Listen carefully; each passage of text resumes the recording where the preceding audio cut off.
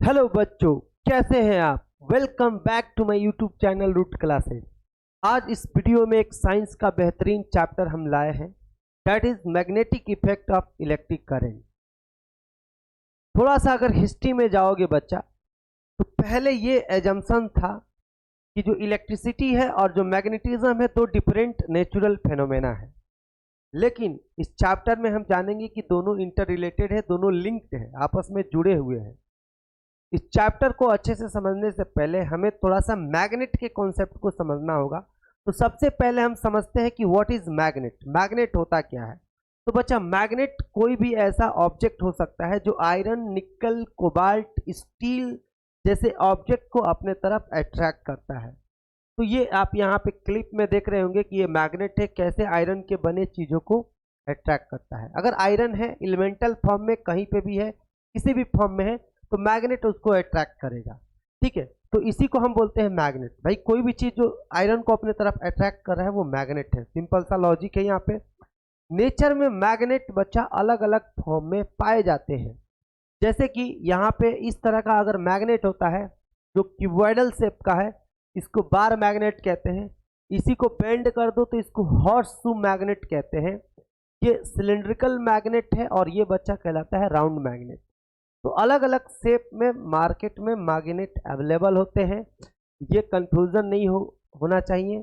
चाहे कोई भी मैग्नेट हो बच्चा, उसकी एक खासियत यह है कि जब उसको हम एक धागे से बांधकर फ्रीली ऐसे लटका देंगे तो हमेशा वो नॉर्थ से साउथ की तरफ ही अपने आप को रेस्ट में लाता है। यानी कितना भी हिलाओ डुलाओ, कितना भी घुमाओ, जब वो शांत पड़ेगा तो हमेशा अपने आप को नॉर्थ और साउथ, नॉर्थ अर्थ का जो जियोग्राफिकल नॉर्थ साउथ है उस डायरेक्शन में कर लेता है। तो जो एंड नॉर्थ डायरेक्शन में होता है, यानी अर्थ के जो जियोग्राफिकल नॉर्थ डायरेक्शन है उधर होता है, वो एंड मैग्नेट का नॉर्थ पोल कहा जाता है। जो एंड साउथ की तरफ होता है उसको हम बच्चा क्या बोलते हैं, साउथ पोल कहते हैं। साउथ पोल, ठीक है। The end which is situated in the direction of south is called south pole. यानी इस तरीके से मैग्नेट के अंदर दो पोल होते हैं बच्चा, नॉर्थ और साउथ। यहां पे आप देख रहे होंगे नॉर्थ और साउथ। ये जहां पे भी मैग्नेट को लटकाया गया है वहां पे नॉर्थ ईस्ट डायरेक्शन में है, साउथ इधर है, इधर वेस्ट है और इधर बच्चा क्या है, ईस्ट है। यानी जहां पे ये एक्सपेरिमेंट किया गया है वहां का जियोग्राफिकल डायरेक्शन ये है। और मैग्नेट देखो ऐसे आ गया। ऐसा क्यों होता है, कई बच्चों के मन में क्वेश्चन आता है। तो भाई हमारा अर्थ भी एक मैग्नेट होता है। अर्थ भी एक मैग्नेट की तरह बिहेव करती है। और अर्थ का जिधर नॉर्थ डायरेक्शन है ना, उधर अर्थ का बच्चा, उधर अर्थ का साउथ मैग्नेटिक पोल है। याद रखना, अर्थ के जियोग्राफिकल डायरेक्शन में मैग्नेट का साउथ पोल है। कौन सा साउथ पोल हम यहां पे बात करें, ये जो नॉर्थ है बच्चा जियोग्राफिकल पोल कहा जाता है। लेकिन अर्थ के जिधर नॉर्थ जियोग्राफिकल पोल है उधर अर्थ का साउथ वाला मैग्नेटिक पोल है। यानी इसलिए हम जानते हैं, तुम पढ़े भी हो कि नॉर्थ साउथ अट्रैक्ट करता है। मैग्नेट में बच्चा दो पोल होते हैं, नॉर्थ साउथ, और सेम पोल रिपेल करेगा और डिफरेंट पोल यानी लाइक पोल रिपेल करेगा और जो अनलाइक पोल है अट्रैक्ट करेगा। ये आपने पढ़ा है। तो अर्थ का जो हम नॉर्थ की बात करते हैं, नॉर्थ डायरेक्शन की जो बात करते हैं, वो जियोग्राफिकल डायरेक्शन है। उधर है क्या, तो उधर बच्चा है आपका अर्थ का जो साउथ मैग्नेटिक पोल है। इसीलिए नॉर्थ चला गया साउथ की तरफ, और अर्थ का जिधर साउथ जियोग्राफिकल पोल है उधर होता है बच्चा north pole, magnetic north pole. इसलिए इसलिए बच्चा ये मैग्नेट उस तरह से अपने आप को व्यवस्थित कर लेता है। अब यहाँ पे आपने थ्योरी पढ़ा है कि सेम लाइक पोल बच्चा रिपेल करते हैं। लाइक अगर पोल है तो एक दूसरे को क्या करते हैं, रिपेल करते हैं। वही अगर अनलाइक पोल ला दिया जाए, जैसे कि यहाँ पे नॉर्थ नॉर्थ है, अगर इसी में से एक मैग्नेट को बस पलट दिया जाए तो ये चिपक जाएगा। ये आपने बचपन से ही देखते आया है और आपने एक्सपेरिमेंट भी किया होगा। अब जैसे ही मैग्नेट के इस कॉन्सेप्ट के बारे में पता चला, अब होता क्या है भाई, हमें जब कोई भी थ्योरी पता लगता है तो उसका हम टेक्नोलॉजी में कन्वर्ट करते हैं, दैट इज इंजीनियरिंग। तो भाई हमें पता लगा कि जो ये मैग्नेट हमेशा नॉर्थ से साउथ की तरफ रहता है। तो इसका यूज करके ना एक कंपास बनाया गया, जो कि डायरेक्शन पता करने के लिए यूज किया जाने लग गया। कोई भी अगर कंपास की बात करें तो किसी भी कंपास में एक नीडल होता है, एक बच्चा क्या होता है, नीडल होता है। ये जो नीडल होता है ये एक बार मैग्नेट होता है, जिसमें थोड़ा सा मॉडिफाइड करके बच्चा इसके जो किनारों के तरफ इसको थोड़ा सा एकदम शार्प कर दिया जाता है। ये अगर इस कंपास और ये बार मैग्नेट एक एक्सल पे रहता है, मतलब ये जो बार मैग्नेट है ये इजीली रोटेट कर सकता है अगर इस पे फोर्स लगे तो। इसलिए बार मैग्नेट हमेशा बच्चा नॉर्थ से साउथ की तरफ रहता है, और इस तरीके से हम अर्थ पे जियोग्राफिकल डायरेक्शन पता कर सकते हैं। तो अगर ये रेड वाला पार्ट जिधर पॉइंट करेगा समझो कि उधर अर्थ का नॉर्थ डायरेक्शन है, जियोग्राफिकल नॉर्थ डायरेक्शन है। बट मैं बार बार नहीं बोलूंगा, ज़्यादा कंफ्यूजन होगा। ये रेड वाला जिधर बच्चा होगा समझ लो अर्थ का उधर नॉर्थ डायरेक्शन है, और उसके जस्ट अपोजिट साउथ, और ईस्ट वेस्ट तो हम पता कर लेंगे। सपोज इधर नॉर्थ है तो हमारा ये हैंड क्या बताएगा बच्चा, तो राइट। अगर नॉर्थ की तरफ आप फेस कर लो तो आपका राइट हैंड क्या बताएगा कि आप राइट हैंड ईस्ट में होगा, और जो ये लेफ्ट हैंड है वो साउथ वेस्ट की तरफ पॉइंट करेगा। तो इस तरीके से कंपास के यूज करके हम अर्थ का जो डायरेक्शन है वो पता कर सकते हैं, क्योंकि कंपास का जो नीडल है नेचुरली देखो किधर है। अगर इस क्लिप में देखो तो ये पहले से नॉर्थ और किधर है, नॉर्थ की तरफ था। जैसे ही ये मैग्नेट आ रहा है साउथ पोल आ रहा है तो ये नॉर्थ इधर अट्रैक्ट हो जा रहा है। तो नेचुरली अगर कोई आसपास मैग्नेट नहीं है तो कंपास का जो नीडल है हमेशा नॉर्थ की तरफ पॉइंट करता है, और उसका जो पीछे वाला है बच्चा वो साउथ की तरफ। बाकी ईस्ट वेस्ट हम पता कर सकते हैं इजिली। तो इस तरीके से हम डायरेक्शन क्या कर सकते हैं, पता कर सकते हैं। चलो अब यहां से तुम्हारा असली टॉपिक स्टार्ट हुआ।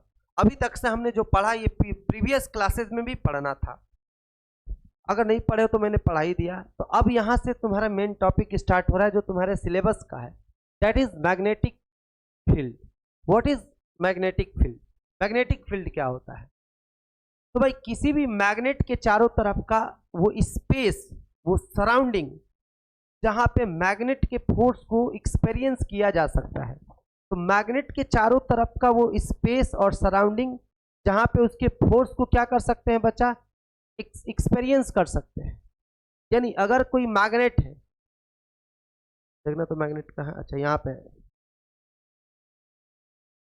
तो जैसे कि देखो बच्चा, अगर ये मैं मैग्नेट ले लूं तो ये मैग्नेट क्या करता है, चारों तरफ का जो स्पेस है उसको ये मॉडिफाइड कर देता है, बदल देता है। अगर यहाँ पे मैग्नेट नहीं है तो यहाँ का जो स्पेस है नॉर्मल है, बट ये मैग्नेट आ गया ना तो इसके चारों तरफ का स्पेस में ना एक जादुई शक्ति आ जाता है, मान के चलो। मतलब अब यहाँ पे अगर कोई दूसरा मैग्नेट इधर आएगा तो ये उसको फोर्स लगाएगा, या इवन कंपास जब लेके आओगे तो उसकी नीडल डिफ्लेक्ट होगी। तो मैग्नेट के सराउंडिंग में जो स्पेस होता है वो मैग्नेट के हिसाब से कुछ मॉडिफाइड हो जाता है, और कुछ एरिया तक वो फोर्स लगाता है जब उसके फील्ड में कोई आयरन के ऑब्जेक्ट या कोई कंपास या कोई दूसरा मैग्नेट आता है। तो यहाँ पे ये समझ लो कि the region surrounding a magnet in which the force of the magnet can be detected, यानी मैग्नेट के चारों तरफ का वो रीजन जहाँ पे उसके फोर्स को डिटेक्ट किया जा सकता है, हम बोलते हैं कि वो मैग्नेटिक फील्ड है, यानी उस रीजन में मैग्नेटिक फील्ड है। ठीक है, अब यहाँ पे बच्चा मैग्नेटिक फील्ड की बात आ गया। तो मैग्नेटिक फील्ड देखो, यहाँ पे कंपास यहाँ पे किधर है, नॉर्थ की तरफ पॉइंट कर रहा है, लेकिन कंपास के पास जब मैग्नेट ला रहे हैं ना तो एक फोर्स लग रहा है, यानी ये मैग्नेट का मैग्नेटिक फील्ड इस पे फोर्स लगा रहा है। ये मैग्नेट डायरेक्ट उसको इंटरेक्ट नहीं कर रहा है, डायरेक्ट उसको पुश नहीं कर रहा है या पुल नहीं कर रहा है, बल्कि एक फील्ड बना रहा है। हर मैग्नेट एक फील्ड बनाता है, उस फील्ड में अगर कोई आयरन का ऑब्जेक्ट या कोई कंपास कुछ भी अगर मैग्नेटिक नेचर का आता है तो उस पर एक फोर्स लगता है। तो हम बोलते हैं कि मैग्नेट के चारों तरफ ना एक एरिया है। सपोज अगर हम एक बार मैग्नेट की बात करें, सपोज ये तुम्हारा एक बार मैग्नेट है, तो इसके चारों तरफ मतलब लेफ्ट राइट अप डाउन चारों तरफ का जो स्पेस है जहां तक ये फोर्स लगाएगा हम बोलते हैं कि उस एरिया में मैग्नेटिक फील्ड है। यहाँ की कंपास ऐसे रहेगी, लेकिन जैसे ही यहाँ पे कंपास लाएंगे वो ऐसे हो जाएगी। तो इस बाउंड्री, एक बाउंड्री है जहां तक ये फोर्स लगा रहा है, तो वो सारा स्पेस कहा जाएगा कि वहां पे क्या है, मैग्नेटिक फील्ड है। ठीक है, अब मैग्नेटिक फील्ड बच्चा एक तरह की वेक्टर क्वांटिटी होती है, याद रखना। मैग्नेटिक फील्ड क्या होता है बच्चा, वेक्टर क्वांटिटी होता है। मैग्नेटिक फील्ड वेक्टर क्वांटिटी होता है। वेक्टर क्वांटिटी का मतलब कि इसमें दो बातें होगा, मैग्नीट्यूड और क्या होगा बच्चा, डायरेक्शन। यानी मैग्नेटिक फील्ड में मैग्नीट्यूड भी होगा और डायरेक्शन भी होगा। मैग्नेटिक फील्ड की जो मैग्नीट्यूड है वो टेस्ला में एक्सप्रेस किया जाता है, आपके सिलेबस में नहीं है। यानी कोई भी मैग्नेट अपने चारों तरफ एक फील्ड बनाता है और उस फील्ड में स्ट्रेंथ होता है, ताकत होता है। कैसे पता लगा, पोल के पास अगर कंपास लाओगे ना तो उसमें ज्यादा डिफ्लेक्शन होगा, पोल से दूर जाओगे तो कम फोर्स लगेगा। यानी मैग्नेटिक फील्ड में हर जगह मैग्नेटिक फील्ड एक जैसी ताकत वाली नहीं है। मैग्नेट के पास ज्यादा फोर्स लगाएगा, दूर पे कम फोर्स लगाएगा, और दूर चले जाओगे लगाएगा ही नहीं। यानी मैग्नेटिक फील्ड में ना एक पावर है, एक उसका स्ट्रेंथ है, मैग्नीट्यूड है। यानी मैग्नेटिक फील्ड का अपना एक मैग्नीट्यूड होता है और मैग्नेट के पास आने पर यह मैग्नीट्यूड बढ़ जाता है। मैग्नेट से दूर जाओगे तो मैग्नेटिक फील्ड का स्ट्रेंथ घटता है। पोल के पास मैग्नेटिक फील्ड ज्यादा पावरफुल होता है। यानी मैग्नेटिक फील्ड में बच्चा एक मैग्नीट्यूड होता है। रहा बात डायरेक्शन, किसी भी मैग्नेट का अगर तुम्हें डायरेक्शन पता करना है, मैग्नेटिक फील्ड का डायरेक्शन पता करना है, तो सबसे पहला ये क्वेश्चन है कि मैग्नेटिक फील्ड का डायरेक्शन हम कहाँ पे पता करना चाहते हैं। तो मैग्नेटिक फील्ड में, भाई मैग्नेटिक फील्ड जहां तक है वहीं पे ना हम डायरेक्शन की बात करेंगे। मैग्नेटिक फील्ड में भी किसी पॉइंट पर हम डायरेक्शन की बात करेंगे।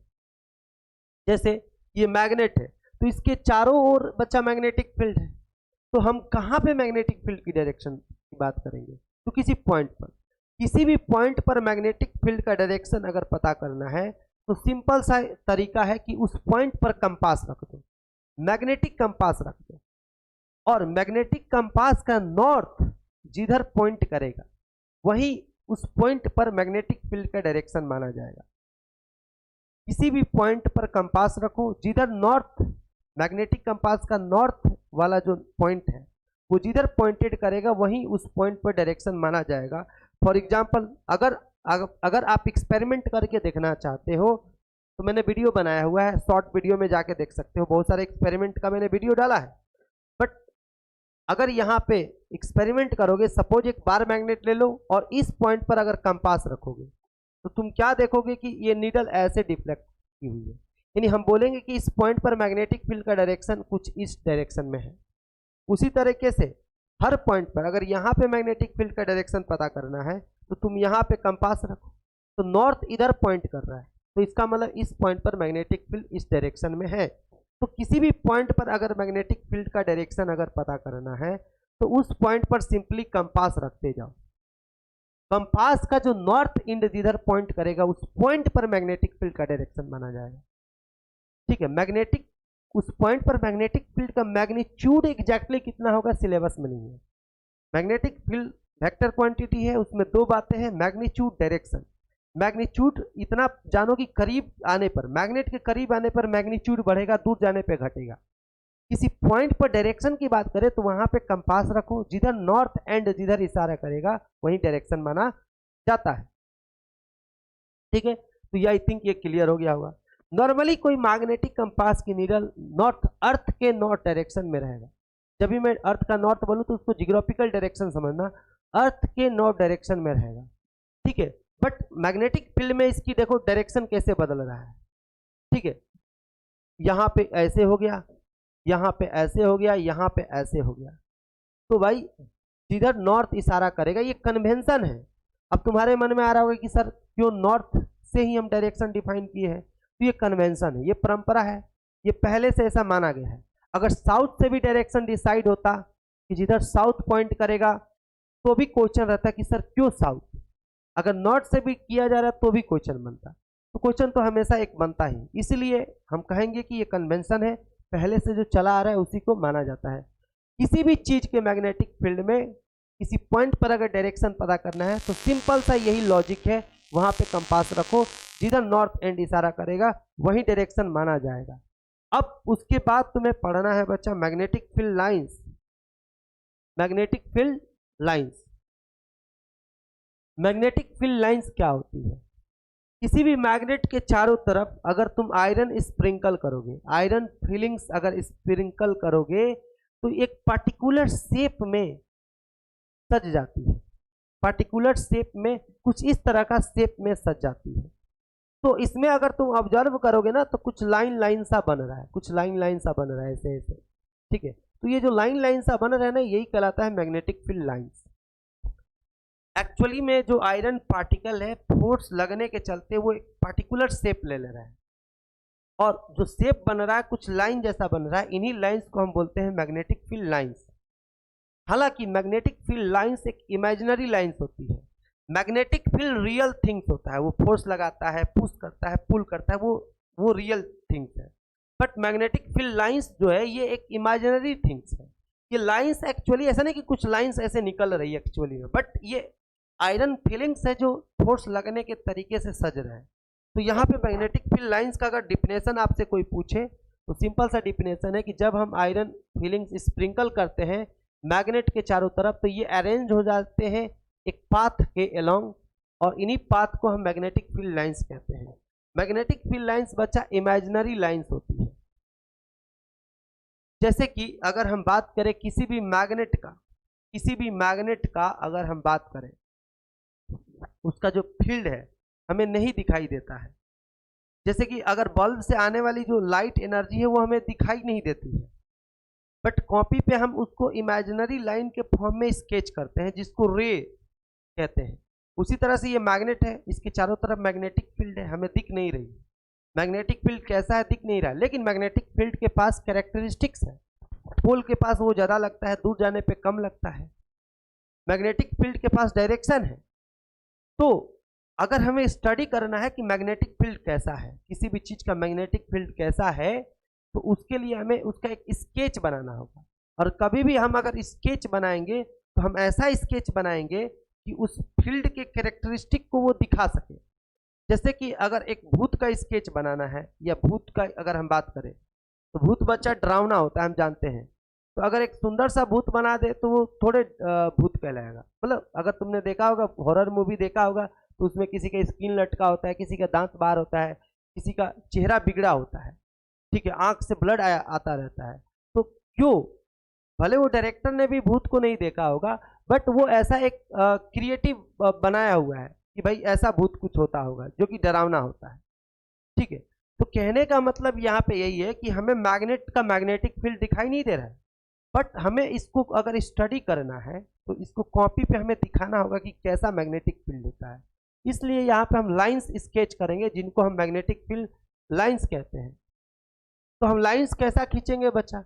हमने देखा कि पोल पे बहुत ज़्यादा आयरन पार्टिकल्स जा रहे हैं और यहाँ पे बिल्कुल नहीं आ रहे हैं। मतलब यहाँ पे क्यों नहीं आ रहे हैं, थोड़ा ये भी समझो। यहाँ पे पार्टिकल इसलिए नहीं आ रहे हैं क्योंकि यहाँ पे फोर्स स्ट्रॉन्ग है, वो पार्टिकल जाके ऐसे सट जा रहा है, ठीक है। दूर थोड़ा फोर्स कम लग रहा है, फ्रिक्शन डोमिनेट करने लग जा रहा है, तो वो वहीं पे अरेंज हो जा रहा है। तो हम यहाँ पे मैग्नेटिक फील्ड लाइंस कैसे खींचते हैं? तो मैग्नेट की जो कैरेक्टरिस्टिक्स है, मैग्नेटिक फील्ड की जो कैरेक्टरिस्टिक्स है उसके हिसाब से लाइन खींचेंगे। पहला प्रॉपर्टी है जो मैग्नेटिक फील्ड लाइंस की जो पहली प्रॉपर्टी है कि मैग्नेटिक फील्ड लाइंस बच्चा क्लोज्ड कर्व होता है। क्या होता है? Closed curve. यानी मैग्नेटिक फील्ड लाइंस कहाँ से शुरू होगी और कहाँ पे खत्म होगी ये पता नहीं चलने वाला, ठीक है। मैग्नेटिक फील्ड लाइंस की अगर बात करें, सपोज ये नॉर्थ से ऐसे निकल रही है लाइन और मैग्नेट के बाहर बच्चा, मैग्नेट के बाहर नॉर्थ से निकल रही है, साउथ में जा रही है, लेकिन इसके अंदर इस मैग्नेट के भीतर डुक जाओ, भीतर चले जाओ, उसमें वो रुक नहीं जा रही है। मतलब कहने का मतलब ये है कि यहाँ से लाइन ऐसा जाके यहाँ पे रुक नहीं जा रही है, बल्कि वो कंटिन्यू है, वो अंदर अंदर ऐसे आ रही है। ये लाइन ऐसे आ रही है और अंदर अंदर ऐसे जा रही है। यानी magnetic field lines closed curve होती है, सर्कल की तरह। मतलब सर्कल की तरह शेप नहीं है, मतलब सर्कल भी एक क्लोज्ड कर्व है। सर्कल को देख के बता नहीं सकते हो कि कहाँ से शुरू हो रहा है सर्कल, कहाँ से खत्म हो रहा है। अभी मैंने स्केच किया तो ऐसे लग रहा है कि यहाँ से शुरू किया, यहाँ पे खत्म किया, बट अगर एक सर्कल आपको बना के दे दिया जाए तो ये पता नहीं चलेगा कहाँ से शुरू हुआ है, कहाँ पे खत्म हुआ है। उसी तरह से ये लाइंस खत्म नहीं होती है, ऐसे जाएगी और ऐसे आ जाएगी। ये लाइन भी तुम्हें जो दिख रहा है ना बच्चा कि ऐसे आ रही है और यहाँ पे जाके रुक गई नहीं, ये दूर से ऐसे घूम के आ रही है, ये लाइन ऐसे दूर से ऐसे घूम के आ रही है, यानी magnetic field lines closed curve होती है। अब यहाँ पे भी कन्वेंशन है, convention of field lines emerge from north. ये कन्वेंशन है कि लाइन हमें हमेशा कहाँ से निकालना है बच्चा, नॉर्थ से। नॉर्थ पोल से लाइन निकलेगी और मर्ज होगी कहाँ पे, साउथ पोल में। नॉर्थ पोल से लाइन, देखो सभी लाइंस नॉर्थ पोल से निकालना है और जाके कहाँ पे मर्ज कर देना है, साउथ पोल पे। ठीक है, इनसाइड द मैग्नेट, मैग्नेट के अंदर बच्चा, मैग्नेट के अंदर, मैग्नेट के अंदर the direction of field lines is from south pole to the its north pole. Magnet के अंदर लाइन जो होती है ना, साउथ पोल से किधर होती है, नॉर्थ। यानी देखो बाहरी दुनिया में नॉर्थ से साउथ और अंदर साउथ से नॉर्थ। इस लाइन को देखो, बाहरी दुनिया में बच्चा नॉर्थ से साउथ और अंदर साउथ से नॉर्थ। यानी मैग्नेट के बाहर, मैग्नेट के बाहर बच्चा नॉर्थ से साउथ, नॉर्थ से साउथ, नॉर्थ से साउथ, और मैग्नेट के अंदर साउथ से नॉर्थ। यानी ऐसे जाएगी और अंदर ढुक के फिर वापस वहीं पे मिल जाएगी, यानी क्लोज कर्व होगी। याद रखना, ये जो पिक्चर दिया हुआ है बच्चा, ये 2 डायमेंशनल है। ऐसा नहीं कि केवल मैग्नेट के लेफ्ट में और राइट में ही लाइंस होती है, ऐसे ऊपर भी आएगी, ऐसे ऊपर भी ऐसे आएगी, यानी टीवी से ऐसे बाहर निकल के भी आएगी और टीवी के अंदर भी। मैं कहना क्या चाह रहा हूँ कि पूरा स्पेस में मैग्नेटिक फील्ड बन रहा है, ऐसे ऐसे लेफ्ट राइट अप डाउन, यानी पूरा एक 3 डायमेंशनल शेप इमेजिन करो। पूरा क्या इमेजिन करो, 3 डायमेंशनल शेप। समझ में आ गया। और इस लाइन को ये मत मानो कि ये टूटी हुई है, बल्कि ये दूर से ऐसे घूम के आ रही है। क्यों दूर से घूम के आ रही है अभी मैं बताऊंगा कुछ देर में। दूसरी प्रॉपर्टीज की बात करें बच्चा, strength of the magnetic field, हमने ये भी एक्सपेरिमेंटली देखा या आपने किया होगा। अगर नहीं किया होगा तो you can go to my short video list, वहां पे जाके देखो, बहुत सारे एक्सपेरिमेंट मैंने किया हुआ है। तो मैग्नेटिक फील्ड में हर जगह मैग्नेटिक फील्ड एक जैसा पावरफुल नहीं होती है, कहीं पे ज्यादा पावरफुल, कहीं पे थोड़ा वीक। तो मैग्नेटिक फील्ड के स्ट्रेंथ को हम कैसे, ठीक है लाइन हमने खींच दिया, फोर्स लग रहा है या कंपास की सुई लाइन के अलोंग कैसे घूम रही है, बट अगर मैं यहाँ पे बोलूँ कि स्ट्रेंथ को कैसे रिप्रेजेंट करेंगे, तो स्ट्रेंथ को रिप्रेजेंट करने के लिए ना बच्चा हम लाइन को क्लोज और गैप करके करेंगे। यानी हम क्या बोलेंगे बच्चा, strength of the magnetic field करेगी relative strength of the magnetic field is shown by the degree of closeness of the field line। यानी डिग्री ऑफ क्लोजनेस से कितनी लाइन सटी है, कितनी दूर दूर है, उससे हम मैग्नेटिक फील्ड का स्ट्रेंथ को क्या करेंगे, रिप्रेजेंट करेंगे। जैसे कि हमने देखा कि पोल पे पावरफुल मैग्नेटिक फील्ड होता है, ज्यादा फोर्स लगता है, तो पोल पे देखो लाइन कितनी क्लोज है। दूर जाने पे हमें पता है कि मैग्नेटिक फील्ड घटता है। तो देखो शुरू में कम गैप है, जैसे जैसे दूर जा रहा है गैप क्या होता जा रहा है, बढ़ता जा रहा है। देखो यहाँ पे कम गैप है, यहाँ पे थोड़ा ज्यादा गैप हो गया, यहाँ पे और ज्यादा गैप हो गया, यहाँ पे और ज्यादा गैप हो गया। तो दूर जाने से मैग्नेटिक फील्ड घटती है, तो हमें ऐसे लाइन खींचना होगा कि पास में ना थोड़ा करीब करीब लाइन, और दूर जाने के भी बाद लाइन के बीच में गैप क्या करते जाना है, बढ़ाते जाना है। अब तुम्हारे मन में आ रहा होगा कि सर कितना गैप, मतलब एग्जैक्टली कितना गैप लेंगे, तो ये बच्चा जरूरी नहीं है तुम कितना भी गैप लो, बट ये जरूर दिखाना है कि पास में कम गैप दिखाना है, दूर जाके ज्यादा गैप दिखाना है। हाँ, ये बात अलग है कि अगर ये कोई मैग्नेट इससे थोड़ा ज्यादा पावरफुल है, तो इसमें ना हमें यहाँ पे अगर इतना एरिया में 3 लाइन दिखाया गया है, तो यहाँ पे हमें थोड़ा ज्यादा लाइन 6 लाइन दिखाना होगा, ऐसे करना होगा। ठीक है, अगर कंपेरिजन की बात करें किया जाए, अगर दो एक थोड़ा सा कम पावरफुल मैग्नेट, एक थोड़ा सा ज्यादा पावरफुल मैग्नेट, तो ज्यादा पावरफुल मैग्नेट का अगर लाइन खींचोगे तो इससे तुलना करते हुए इतना एरिया में अगर तुमने कितना लाइन लिया, 1 2 3 4 5, तो वहां पे 10 ले लो। बट यहाँ पे ये क्वेश्चन नहीं होना चाहिए कि सर कितना गैप लेना है, तुम गैप अपने हिसाब से डिसाइड करो। हाँ, पास में ना तुम थोड़ा कम गैप, थोड़ा अगला बार थोड़ा ज्यादा गैप, उससे अगला बार और ज्यादा गैप। ज्यादा गैप मतलब बता रहा है कि लाइन क्या है बच्चे, मतलब वहां पे फील्ड जो है, फील्ड थोड़ा सा कम पावरफुल है, यानी मैग्नेटिक फील्ड वीक है। पास में मैग्नेटिक फील्ड क्या है, ज्यादा है। ये देखो यहाँ पे लाइन कितनी करीब करीब है, इसका मतलब यहाँ पे पोल पे मैग्नेटिक फील्ड क्या है, पावरफुल है। बात समझ में आ रहा है कि नहीं आ रहा है? तो ये पॉइंट क्लियर हो गया। अच्छा, अगर कहीं पे मैग्नेटिक फील्ड लाइन्स एक दूसरे के ऐसे पैरेलल है बच्चा, ऐसे पैरेलल है, तो इसका मतलब अगर मैं पूछूं कि बताओ ए पे ज्यादा मैग्नेटिक फील्ड है कि बी पे ज्यादा है कि सी पे है कि डी पे है, ए पे ज़्यादा है कि बी पे ज़्यादा है कि सी पे है कि डी पे है। मैग्नेटिक फील्ड है कहाँ ज़्यादा, तो भाई हर जगह सेम है। अगर पैरेलल लाइन है तो हर जगह मैग्नेटिक फील्ड एक जैसा है, यानी मैग्नेटिक फील्ड बच्चा यूनिफॉर्म है। हाँ, अगर लाइन ऐसे ऐसे है तो इसका मतलब यह है कि यहाँ पे ए पे मैग्नेटिक फील्ड ज़्यादा है बी के तुलना में, क्योंकि ए पे लाइन ज़्यादा क्लोज्ड है। तो याद रखना, जहाँ पे लाइन ज़्यादा क्लोज्ड होगी वहाँ पे मैग्नेटिक फील्ड ज़्यादा स्ट्रांग होगा, जहाँ पे लाइन के बीच में गैप होगा वहाँ पे मैग्नेटिक फील्ड वीक होगा। तीसरा जो प्रॉपर्टी है बच्चा, that is no two field lines are found to cross each other. Line हमें ऐसे स्केच करना है कि वो कभी इंटरसेक्ट ना करे। क्यों? क्योंकि अगर मैग्नेटिक फील्ड लाइंस इंटरसेक्ट करती है, फॉर एग्जांपल मान लेते हैं यहां से एक लाइन ऐसे आ रही है, ठीक है, ऐसे, और जाके यहां पे इंटरसेक्ट कर रही है सपोज इस पॉइंट पर, तो जब इस पॉइंट पर बच्चा हम कंपास रखेंगे तो कंपास का नीडल या तो ऐसे देखेगा या तो ऐसे देखेगा। ये थोड़े कि कंपास की नीडल ऐसे फट जाएगा, दो डायरेक्शन में हो जाएगा, नहीं, किसी भी पॉइंट पर मैग्नेटिक फील्ड का एक ही डायरेक्शन पॉसिबल है। अगर लाइन कट कर रही है तो इसका मतलब कंपास उधर दो डिफरेंट डायरेक्शन में देखेगा, बट ऐसा प्रैक्टिकली नहीं होता है। अगर थ्योरेटिकली मान भी ले कि दोनों लाइन कट कर रही है तो यहाँ पे दो डिफरेंट डायरेक्शन होगा, बट जब हम प्रैक्टिकल करते हैं उस पॉइंट पर हम कंपास रखते हैं तो हम क्या देख पाते हैं कि एक ही डायरेक्शन पॉसिबल है।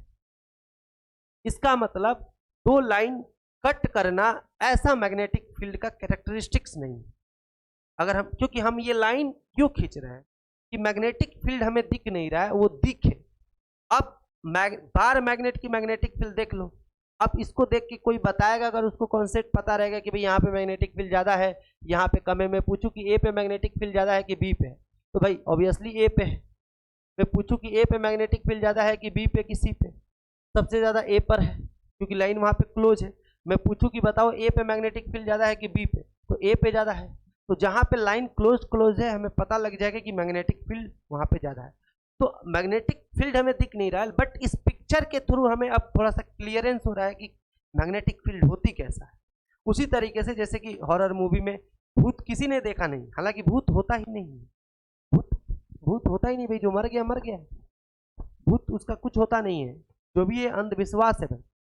बट एक अगर मान लूं कि भूत डरावना होता है तो एक डरावना चेहरा उसको दिया जाता है, ठीक है, ताकि समझ में आए कि हाँ भाई भूत है। उसी तरह से मैग्नेटिक फील्ड कैसी है उसको एक पिक्चर के फॉर्म में एक्सप्रेस किया जा रहा है। तो यहाँ पे हमने मैग्नेटिक फील्ड लाइंस की प्रॉपर्टीज पढ़ा। मैग्नेटिक फील्ड लाइंस क्लोज होती है, बाहर नॉर्थ से साउथ और अंदर साउथ से नॉर्थ, याद है भैया। दूसरी प्रॉपर्टी है कि मैग्नेटिक फील्ड का direction, sorry magnetic field lines जो है हमेशा नॉर्थ से निकालना है और मैग्नेट के अंदर साउथ से, ये तो मैंने पहला ही प्रॉपर्टी हो गया। दूसरा प्रॉपर्टी क्या था भाई कि क्लोजनेस, जितना लाइन क्लोज होगी मैग्नेटिक फील्ड वहाँ पे स्ट्रांग होगा, जितना लाइन में गैप होगा वहाँ पे मैग्नेटिक फील्ड वीक होगा। तीसरा प्रॉपर्टी क्या है कि दो लाइन कभी भी इंटरसेक्ट नहीं करवाना। हाँ, पास पास खींच दो, लाइन करीब करीब कर दो, बट इंटरसेक्ट नहीं करवाना, क्योंकि अगर लाइन इंटरसेक्ट करती है तो वहाँ पे दो डिफरेंट डायरेक्शन होने चाहिए। But practically what we see that when we place the compass at that point of intersection, तो हम देखते हैं कि वहाँ पे एक ही डायरेक्शन में वो डिफ्लेक्ट होता है, एक ही डायरेक्शन में होता है। तो कभी भी लाइन को इंटरसेक्ट नहीं करवाना है। ये तीन प्रॉपर्टी हमने देखा।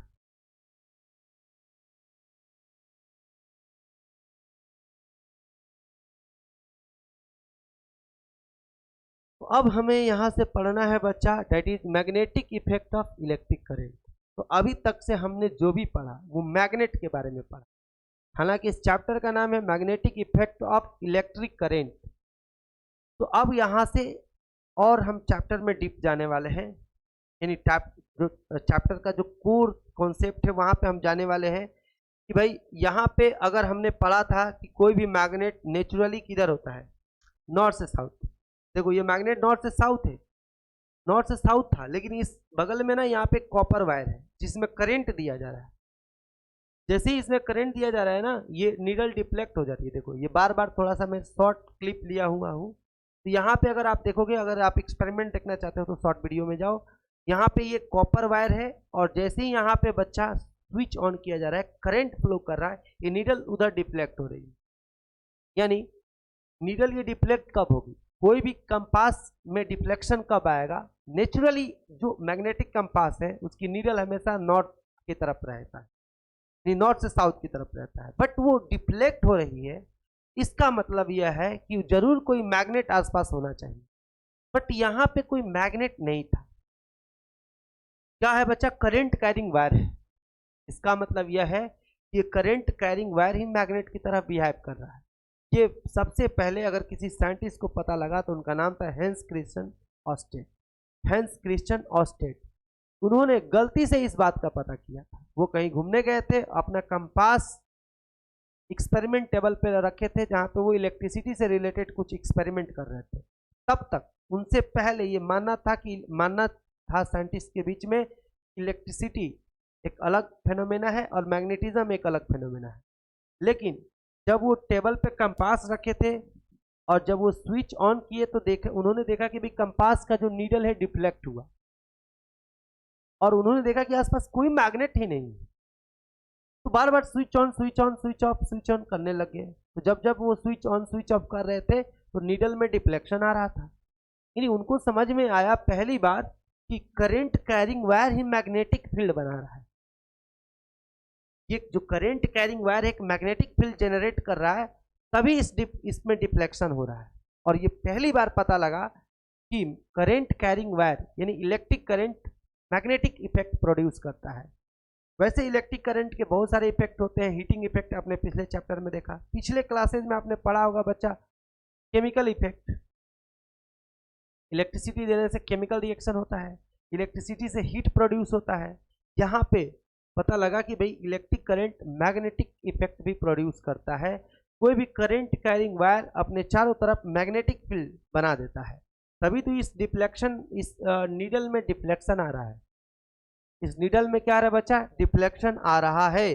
अब जरा यहाँ देखो, कह कि current carrying wire produce magnetic field around it. कोई भी करंट कैरिंग वायर ये चारों तरफ एक मैग्नेटिक फील्ड बनाता है। जैसे कि बार मैग्नेट का भी देखा, नॉर्थ साउथ, ये अपने चारों तरफ मैग्नेटिक फील्ड बना रहा है।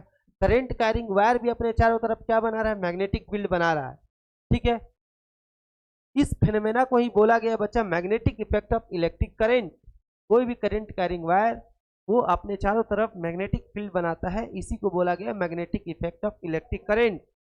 If the direction of the current is changed, the direction of magnetic field is also changed.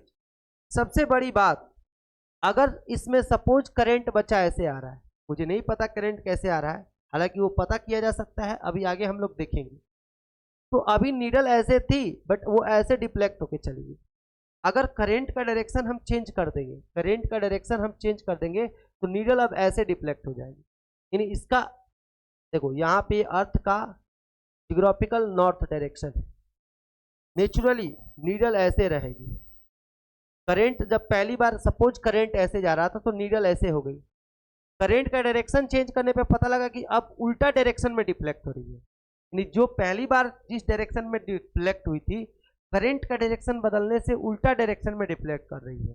यानी इससे प्रूफ होता है कि करंट की डायरेक्शन बदलने से मैग्नेटिक फील्ड का डायरेक्शन बदल जाता है। भाई मैग्नेटिक फील्ड का डायरेक्शन हम कैसे पता करते हैं? उस पॉइंट पर हम क्या रख देंगे? Magnetic compass. जिधर मैग्नेटिक कंपास का नॉर्थ इंडिकेट करेगा वहीं उस पॉइंट पर मैग्नेटिक फील्ड का डायरेक्शन माना जाता है। अब चूंकि इस पॉइंट पर कंपास रखा गया है तो इस पॉइंट पर पहले वो ऐसे डायरेक्ट कर रहा था, यानी करंट के हिसाब से वो ऐसे मुड़ गया। अब करंट का डायरेक्शन चेंज करेंगे तो ऐसे मुड़ गया, यानी ये उल्टा मुड़ना बता रहा है कि भाई उस पॉइंट पर मैग्नेटिक फील्ड की डायरेक्शन बदल रही है। यानी करंट की डायरेक्शन अगर बदलोगे तो मैग्नेटिक फील्ड की डायरेक्शन बदल जाता। ठीक है, if the direction of current is changed then direction of magnetic field also changed. ये चीज याद रखना बच्चा। अब यहां पे हम एक एक करके डिस्कस करेंगे डिटेल में। यहाँ पे हमें 3 शेप के थ्रू मैग्नेटिक फील्ड का जो नेचर है, कैरेक्टरिस्टिक है, वो स्टडी करना है। Magnetic field due to a current through straight conductor. यानी एक सीधा तार ले लो जिसमें करंट फ्लो करता है, उसकी मैग्नेटिक फील्ड हमें पढ़ना है। Magnetic field due to the current through circular loop. इस वायर को ऐसे पूरा सर्कुलर लूप बना देंगे, बिल्कुल सर्कल, उस वायर को ऐसे बेंड करके सर्कल बना देंगे, तब उसकी मैग्नेटिक फील्ड की कैरेक्टरिस्टिक्स क्या होगा, प्रॉपर्टीज क्या होगा। फिर पढ़ना है हमें स्प्रिंग जैसा, अगर एक वायर को स्प्रिंग जैसा ऐसे क्या करेंगे, लपेट देंगे। अभी आगे इसके बारे में डिटेल में पढ़ेंगे बच्चे, इसको सोलेनोइड कहते हैं। बहुत सारे इंसुलेटिंग वायर लेकर ऐसे स्प्रिंग जैसा शेप दे देंगे, तो इसके मैग्नेटिक फील्ड्स की कैरेक्टरिस्टिक्स को हमें पढ़ना है। तो सबसे पहले हम पढ़ेंगे किसी स्टेट कैरिंग कंडक्टर द्वारा मैग्नेटिक फील्ड। तो अगर स्टेट कैरिंग कंडक्टर का मैग्नेटिक फील्ड अगर हमें स्टडी करना है, तो हमें करना क्या है कि इसके चारों तरफ आयरन स्प्रिंकल करना है और टैप करना है। तो आप नोटिस कर रहे होंगे कि ये जो आयरन पार्टिकल्स है ये कुछ सर्कल का शेप ले रहे हैं। यानी अगर हमें किसी भी शेप में करंट फ्लो कर रहा है और उस करंट के चलते जो मैग्नेटिक फील्ड बन रही है, ये बात कंफर्म है कि मैग्नेटिक फील्ड बनता है, बट वो मैग्नेटिक फील्ड का शेप क्या होगा वो अगर हमें पता करना है, तो सिंपल सा लॉजिक है, आयरन स्प्रिंकल करो, आयरन फिलिंग्स स्प्रिंकल करो। आयरन फिलिंग जिस पैटर्न में सजेगा वही मैग्नेटिक फील्ड का शेप होगा। तो अगर आप सीधा तार के चारों तरफ आयरन स्प्रिंकल करोगे और इसको जब टैप करोगे तो ये थोड़ा सा उछलेंगे, और उछलने के बाद फोर्स जो लगेगा उसके हिसाब से शेप लेंगे। तो ये नोटिस करो कुछ ऐसे सर्कल जैसा शेप बन रहा है, ठीक है, सर्कल जैसा शेप बन रहा है। यहाँ पे कुछ पार्टिकल्स ज़्यादा गिर गए हैं तो थोड़ा सा क्राउडिंग दिख रहा है, बट अगर आप शुरू से इसको कंपेयर करो, देखो शुरू का नज़ारा ऐसा था, अब देखो कुछ ये सर्कल जैसा शेप ले रहे हैं। यानी हम यह कह सकते हैं कि अगर स्टेट कैरिंग कंडक्टर है तो उसकी मैग्नेटिक फील्ड बच्चा कंसेंट्रिक सर्कल होते हैं। क्या होते हैं?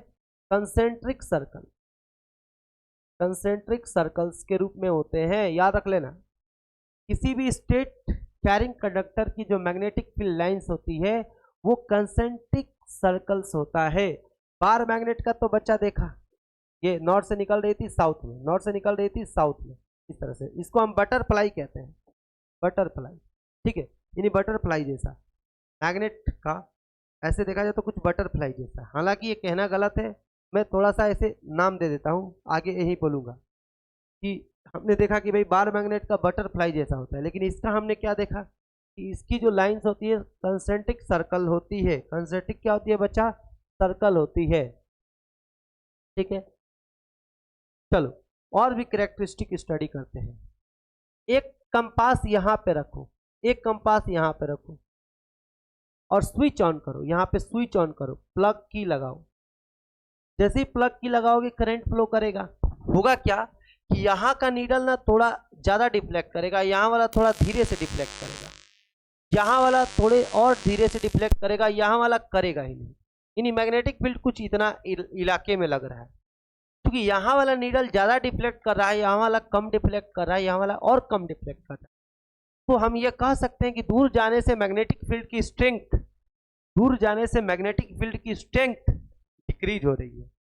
यानी करंट कैरिंग वायर से जितना दूर जाओगे मैग्नेटिक फील्ड वीक होता जाता है, पास में आओगे तो मैग्नेटिक फील्ड पावरफुल होता जाता है। समझ में आ रहा कि नहीं आ रहा बच्चा? तो यहाँ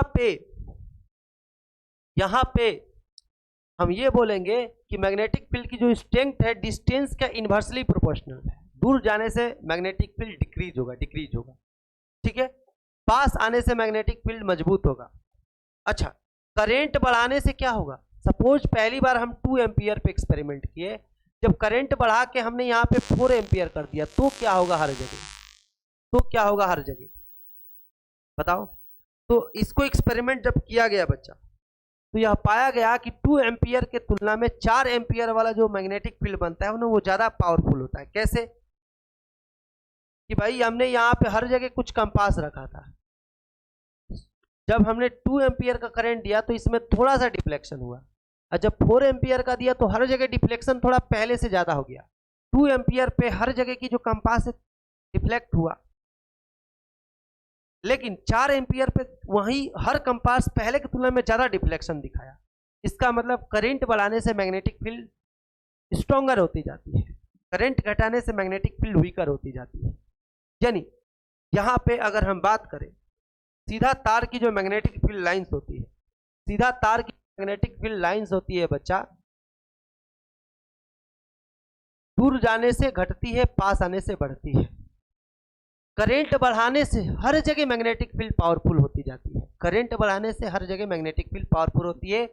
करंट की डायरेक्शन बदलने से मैग्नेटिक फील्ड का डायरेक्शन बदल जाता है। तो यहाँ पे 3-4 बातें रिमाइंड कर लो। Straight conductor carrying wire, straight conductor carrying मतलब क्या बोलेंगे इसको बच्चा, स्ट्रेट कैरिंग कंडक्टर ऐसे बोलेंगे। स्ट्रेट कैरिंग कंडक्टर की जो मैग्नेटिक फील्ड लाइंस होती है, पहला पॉइंट सर्कुलर शेप होती है, यानी कंसेंट्रिक सर्कल के रूप में होती है। दूसरा पॉइंट, दूर जाने से मैग्नेटिक फील्ड वीक होती जाती है, पास आने से स्ट्रांग होती जाती है। चौथा चीज, अगर हम मैग्नेटिक फील्ड, अगर करंट का हम मैग्नीट्यूड बढ़ा देंगे, करंट बढ़ाने लग जाएंगे तो मैग्नेटिक फील्ड हर जगह बढ़ेगी, और करंट घटाएंगे तो हर जगह हर पॉइंट पे मैग्नेटिक फील्ड वीक होती जाएगी। और एक चीज, करंट की डायरेक्शन बदलने से हर पॉइंट पे मैग्नेटिक फील्ड का डायरेक्शन बदल जाएगा। करंट के डायरेक्शन बदलने से हर पॉइंट पर मैग्नेटिक फील्ड की डायरेक्शन क्या हो जाएगा, बदल जाएगा। ये याद रखना। जैसे कि अगर मैं कहूं कि अगर इसमें करंट ऐसे आ रहा है, सपोज यहाँ पे जो नीडल है ऐसे ऐसे देख रही है, ठीक है, यानी यहाँ पे इस डायरेक्शन में मैग्नेटिक फील्ड है।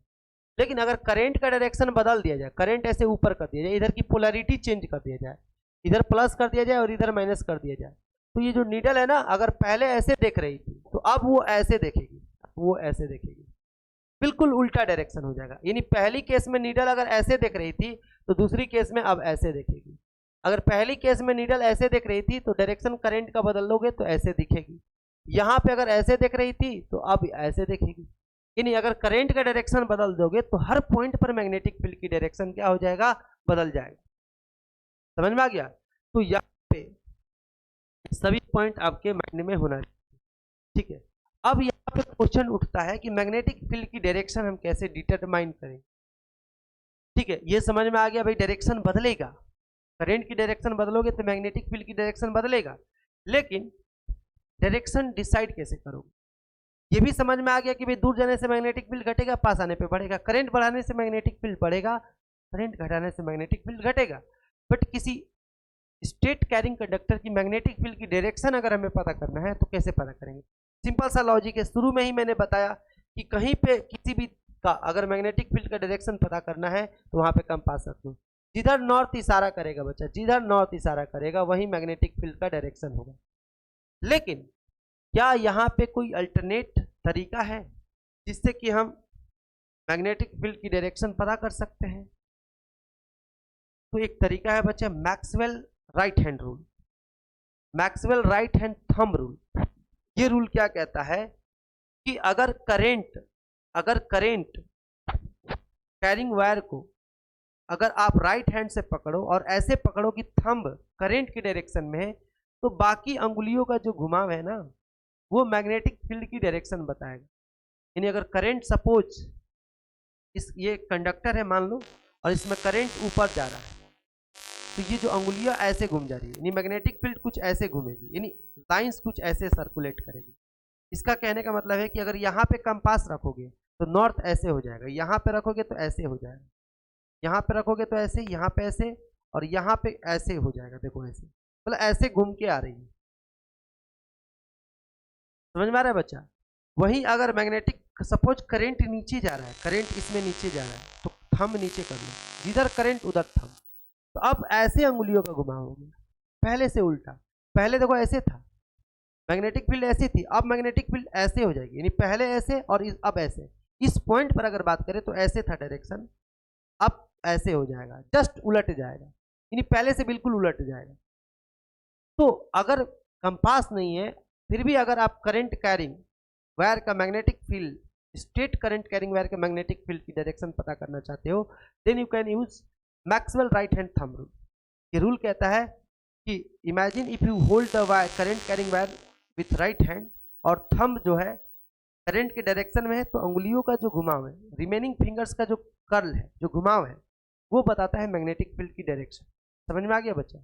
ये आपको आई थिंक समझ में आ गया होगा। उसके बाद हमें पढ़ना है बच्चा, that is magnetic field due to a current through a circular loop. Circular loop. मैंने ये एक्सपेरिमेंट करके बच्चा यूट्यूब पे डाला हुआ है, शॉर्ट वीडियो है डिटेल में। अगर सीधा तार बना दो, मतलब ऐसे तार को बिल्कुल ऐसे सर्कुलेट कर दो, हालांकि मैंने इसमें कई फेरे यूज किया है, बुक में एक ही फेरा दिखा रहा है, मैंने ऐसे कई फेरे इसलिए यूज किया है कि ताकि मैग्नेटिक फील्ड स्ट्रॉन्ग बने। तो अगर यहाँ पे बच्चा अगर आप सर्कुलर शेप बना दो, और देखो पहले देखो थोड़ा सा, अभी मैं शुरू से स्टार्ट कर रहा हूँ। हाँ देखो अभी यहाँ पे कैसे लाइंस थी, जब टैप कर रहा हूँ ना तो देखो कैसे लाइंस अरेंज हो गई, कुछ इस तरीके का शेप ले रही है। क्या तुम देख पा रहे हो? कुछ इस तरह का शेप बन जा रहा है। देखो सामने से देखो इधर, ये जैसे ही मैं टैप कर रहा हूँ, पहले देखो पार्टिकल शुरू में कैसे थे, लेकिन जैसे ही टैप कर रहा हूँ तो कुछ इस तरह के शेप बन रहा है। यानी अगर यहाँ पे अगर देखो तुम तो कुछ इस तरह का शेप बन रहा है। यानी सपोज इसमें करंट बच्चा, इसमें अगर देखा जाए तो करंट कुछ ऐसे आ रहा है, ऐसे करंट आ रहा है। तो इसकी मैग्नेटिक फील्ड लाइंस अगर देखो तो अगर हम इस पॉइंट की बात करें, इस पॉइंट की, चलो करंट ऐसे ऊपर की तरफ जा रहा है, तो अभी हमने पढ़ा किसी सीधा तार से स्ट्रेट कैरिंग कंडक्टर से मैग्नेटिक फील्ड की डायरेक्शन पता करना है, तो हमें राइट हैंड थंब रूल से पता चलता है। तो अगर ये सपोज ऐसे तार ऐसे जा रहा है, ऐसे तार ऐसे आ रहा है, बात इस तरह से जो वायर है इस तरह से कुछ घूम के ऐसे जा रहा है, तो सपोज अगर हमें मैग्नेटिक फील्ड की अगर हमें डायरेक्शन पता करना है, तो यहाँ पे बच्चा इस तरह से कुछ वायर है, तो यहाँ पे थंब मैं ऊपर कर दूंगा, क्योंकि थंब हमें किधर रखना है? मैग्नेटिक फील्ड के, मतलब करंट की डायरेक्शन में। तो ये अंगुलियों की जो घुमाव है ना, इसे मैग्नेटिक फील्ड की डायरेक्शन बताएगी। तो मानो कि ये जो लाइंस जो दिख रहे हो, ये जो लाइंस देख रहे हो, ये मानो कि ऐसे इस टीवी में इस पैनल के अंदर ऐसे ढुक के जा रही है, और फिर उधर से घूम के इधर बाहर ऐसे आ रही है, ऐसे। अब यही राइट हैंड थंब रूल लगाते जाओ। अब यहाँ पे करंट बच्चा नीचे हो गया, देखो ऐसे नीचे, तो अब यहाँ पे लाइंस ना ऐसे जा रही है अंदर, यानी इस सर्कुलर लूप के अंदर की बात करें तो लाइंस ऐसे जा रही है और बाहर ऐसे घूम के ऐसे आ रही है, यानी ऐसे, मतलब तुम्हारे तरफ से ऐसे अंदर जा रही है लाइन, और इधर तुम्हारे तरफ आ रही है। समझ रहे हो ना? फिर से समझो, यहाँ पे लाइन, सपोज ये इसको ना एक सीधा तार इमेजिन करें, ठीक है? तो सीधा तार अगर इमेजिन करोगे तो लाइन इस कॉइल के अंदर, लाइन तुम्हारे तरफ से अंदर इस टीवी के अंदर जा रही है, और फिर उधर से घूम के इस कॉइल के बाहर तुम्हारे तरफ आ रही है। देखो ये अंगुली ऐसे जा रही है, घुस के ऐसे बाहर आएगी। यहाँ पे देखो, यहाँ पे करंट ना ऐसे हो गया है, देखो यहाँ पे ऐसे मारा हुआ है, तो यहाँ पे करंट कुछ ऐसे हो गया है, तो यहाँ पे बच्चा हम ऐसे थंब नीचे करेंगे, तो ऐसे देखो, फिर अंदर देखो, अंदर ऐसे ढुकेंगी अंदर, और घूम के उधर से तुम्हारे तरफ आएगी, यानी बाहर तुम्हारे तरफ आ रही है, और इस कॉइल के अंदर तुम्हारे तरफ से अंदर जा रही है। ये समझ में आ गया? डायरेक्शन समझ में आ गया? अब यहाँ पे चलो लाइन के शेप की बात कर। जैसे कि हमने पढ़ा कि भाई सीधा तार है, तो उसकी मैग्नेटिक फील्ड लाइंस देखो, शुरू में मैग्नेटिक फील्ड थोड़ा सा स्ट्रॉन्ग होता है, तो शुरू में क्या करना है ना कि लाइन थोड़ा करीब करीब खींचना है। देखो शुरू में लाइन करीब करीब खींचना, दूर जाओ तो लाइन के बीच का गैप बढ़ाते जाना है, लाइन के बीच का गैप बढ़ाते जाना। क्यों? दूर जाने से मैग्नेटिक फील्ड वीक होती है। तो जैसे ही इस तार से सेंटर की तरफ जाएंगी, मैग्नेटिक फील्ड वीक होता जाएगा, और वीक होता जाएगा तो जो सर्कल है ना, थोड़ा बड़े बड़े खींचे, बड़े बड़े सर्कल होंगे, और बड़ा सर्कल का जो आर्क होता है सीधा होता जाता है। तो सेंटर के तरफ जो सर्कल बनेंगे वो थोड़ा बड़े सर्कल बनेंगे, और इसका आर्क सीधा हो जाएगा। और उसी तरह से यहाँ पे ये 2 पॉइंट का कंट्रीब्यूशन दिखाया हुआ है बच्चा, ये 2 पॉइंट का। उसी तरह से इस पॉइंट के चलते भी कुछ लाइंस आएगी, इस पॉइंट के चलते भी कुछ लाइंस आएगी, इस पॉइंट के चलते भी लाइंस आएगी। यानी होगा क्या कि एक पॉइंट की अगर कंट्रीब्यूशन देखोगे तो दूर जाने से, भाई सेंटर की तरफ जाने से दूरी बढ़ रहा है, तो मैग्नेटिक फील्ड वीक होगा। और वीक होना मतलब बड़ा बड़ा सर्कल, बड़ा बड़ा सर्कल मतलब उसका जो आर्क है, बड़ा सर्कल का जो आर्क है सीधा होने लग जाता है। देख रहे हो? तो यहाँ पे ये सीधा सीधा ऐसे होते जा रही है लाइन, इधर से भी सीधा सीधा। उसी तरह से इस पॉइंट से भी कुछ लाइंस आएगी सीधा सीधा, यानी सेंटर पे हर पॉइंट का कंट्रीब्यूशन आएगा, और सेंटर पे अल्टीमेटली थोड़ा सा स्ट्रॉन्ग मैग्नेटिक फील्ड बनेगा। और सेंटर पे बच्चा हर पॉइंट से दूर जाते जाते सेंटर पे बड़े बड़े सर्कल बनेंगे, तो उनके आर्क ऐसे सीधे दिखने लग जाएंगे, यानी सेंटर पे जो लाइंस बनेगी पैरेलल होती जाएगी, और तुम्हारे तरफ से अंदर टीवी में जा रही है, यानी सेंटर पे जो मैग्नेटिक फील्ड है ना वो यूनिफॉर्म होती जाएगी। अगर मैं ऐसे बहुत सारे तार बहुत सारे तार ऐसे लपेट दूं, जैसे यहां से एक तार लिया, ऐसे लपेटते गया लपेटते गया लपेटते गया लपेटते गया और एक एंड इधर निकाल दिया।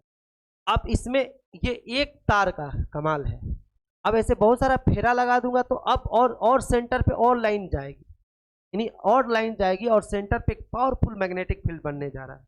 अगर तुम मेरे इस वीडियो क्लिप में देखो तो मैंने ऐसे कई फेरे मारा है, अगर एक तार लेते ना तो उतना ये दिखने में नहीं आता, तो बहुत सारे तार का मैंने फेरा मारा है ताकि ये जो पार्टिकल्स पे फोर्स लगे, बहुत ज़्यादा पावरफुल मैग्नेटिक फील्ड बने।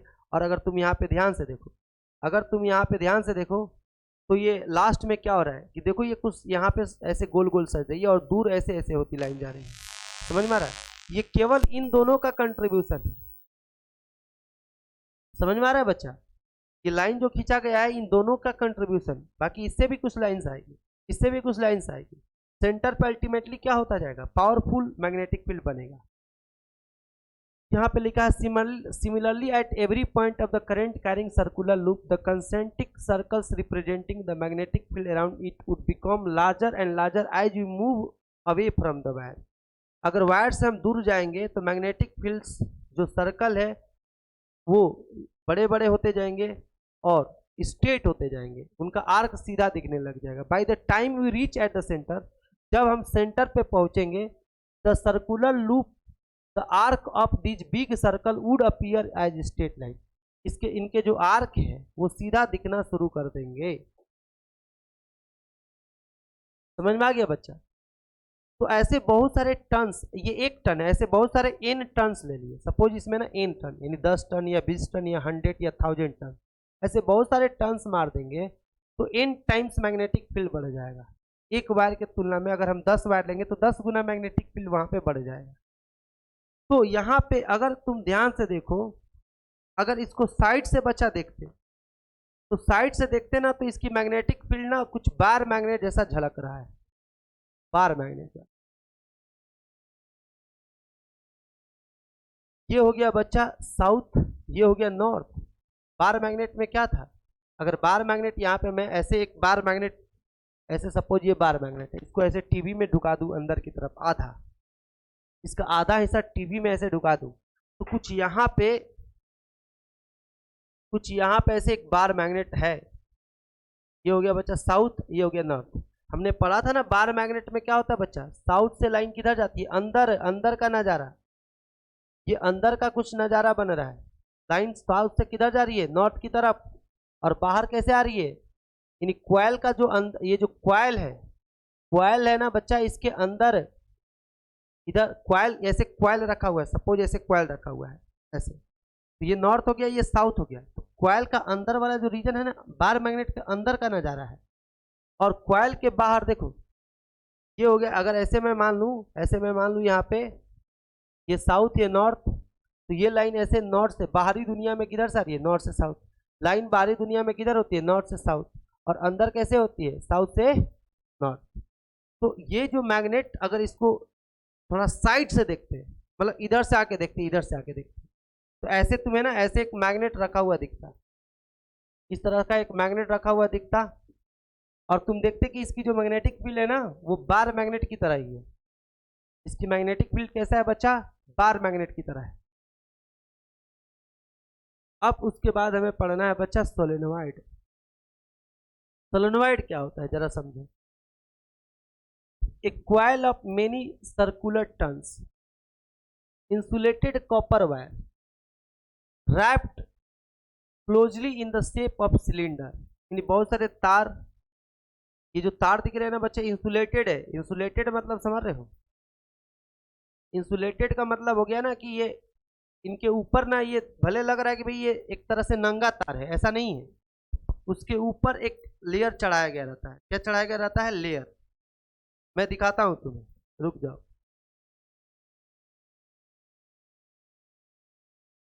देखो बच्चे, तो ये जो तार है ना ये कॉपर का है, इसके ऊपर भी एक पेंट किया गया है इंसुलेटिंग मटेरियल का।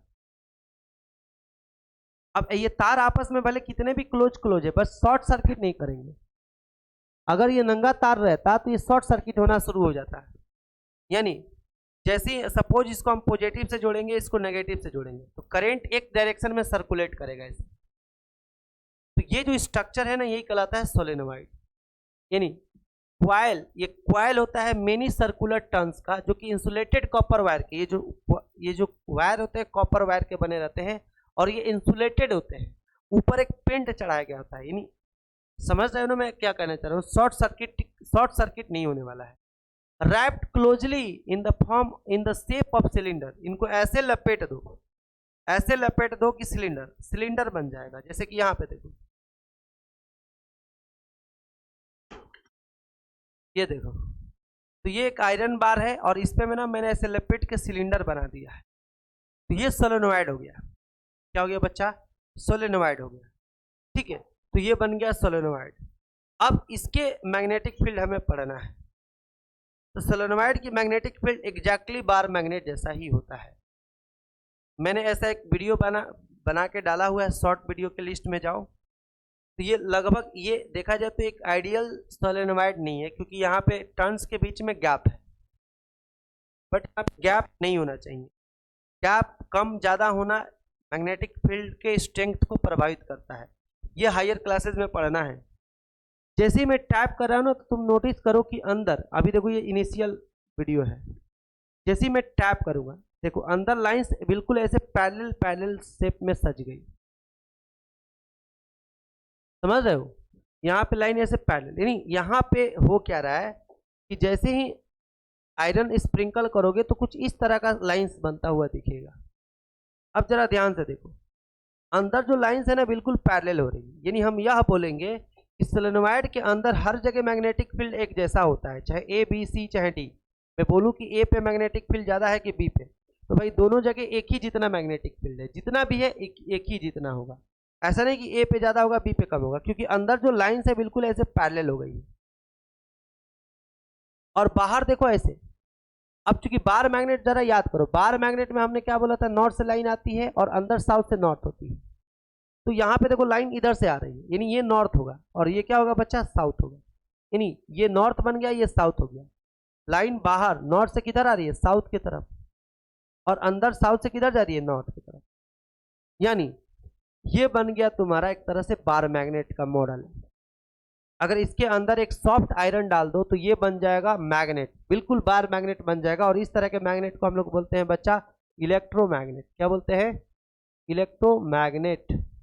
देखो मैंने बना रखा, अगर मैं इसको करंट दूं तो बिल्कुल इलेक्ट्रोमैग्नेट की तरह ये बिहेव करेगा। तुम जाके शॉर्ट वीडियो में देख सकते हो, मैंने इस पे एक्सपेरिमेंट भी किया हुआ है। तो अगर सोलेनोइड के अंदर एक सॉफ्ट आयरन रख दिया जाए, सॉफ्ट आयरन, क्यों सॉफ्ट आयरन, क्यों नहीं हार्ड आयरन? क्योंकि सॉफ्ट आयरन अगर रखेंगे तो जैसे ही स्विच ऑफ करेंगे ना, उसी समय वो डीमैग्नेटाइज होगा, यानी उसकी मैग्नेटिक नेचर खत्म हो जाएगा। लेकिन अगर हार्ड आयरन रखोगे ना, तो स्विच ऑफ करने के बाद भी उसमें कुछ मैग्नेटिक प्रभाव रहेगा। तो इसीलिए अगर इसके अंदर सॉफ्ट आयरन यानी प्योर आयरन डाल दो, ये बन जाता है बच्चा इलेक्ट्रोमैग्नेट। तो यहाँ पे क्या कर रहा है कि magnetic field lines around a current carrying solenoid is like bar magnet. One end of the solenoid behave as magnetic north pole, और दूसरा इन कैसे बिहेव करेगा बच्चा? साउथ पोल की तरह। Field lines inside the solenoid are in the form of parallel straight line, अंदर बिल्कुल parallel lines होती है।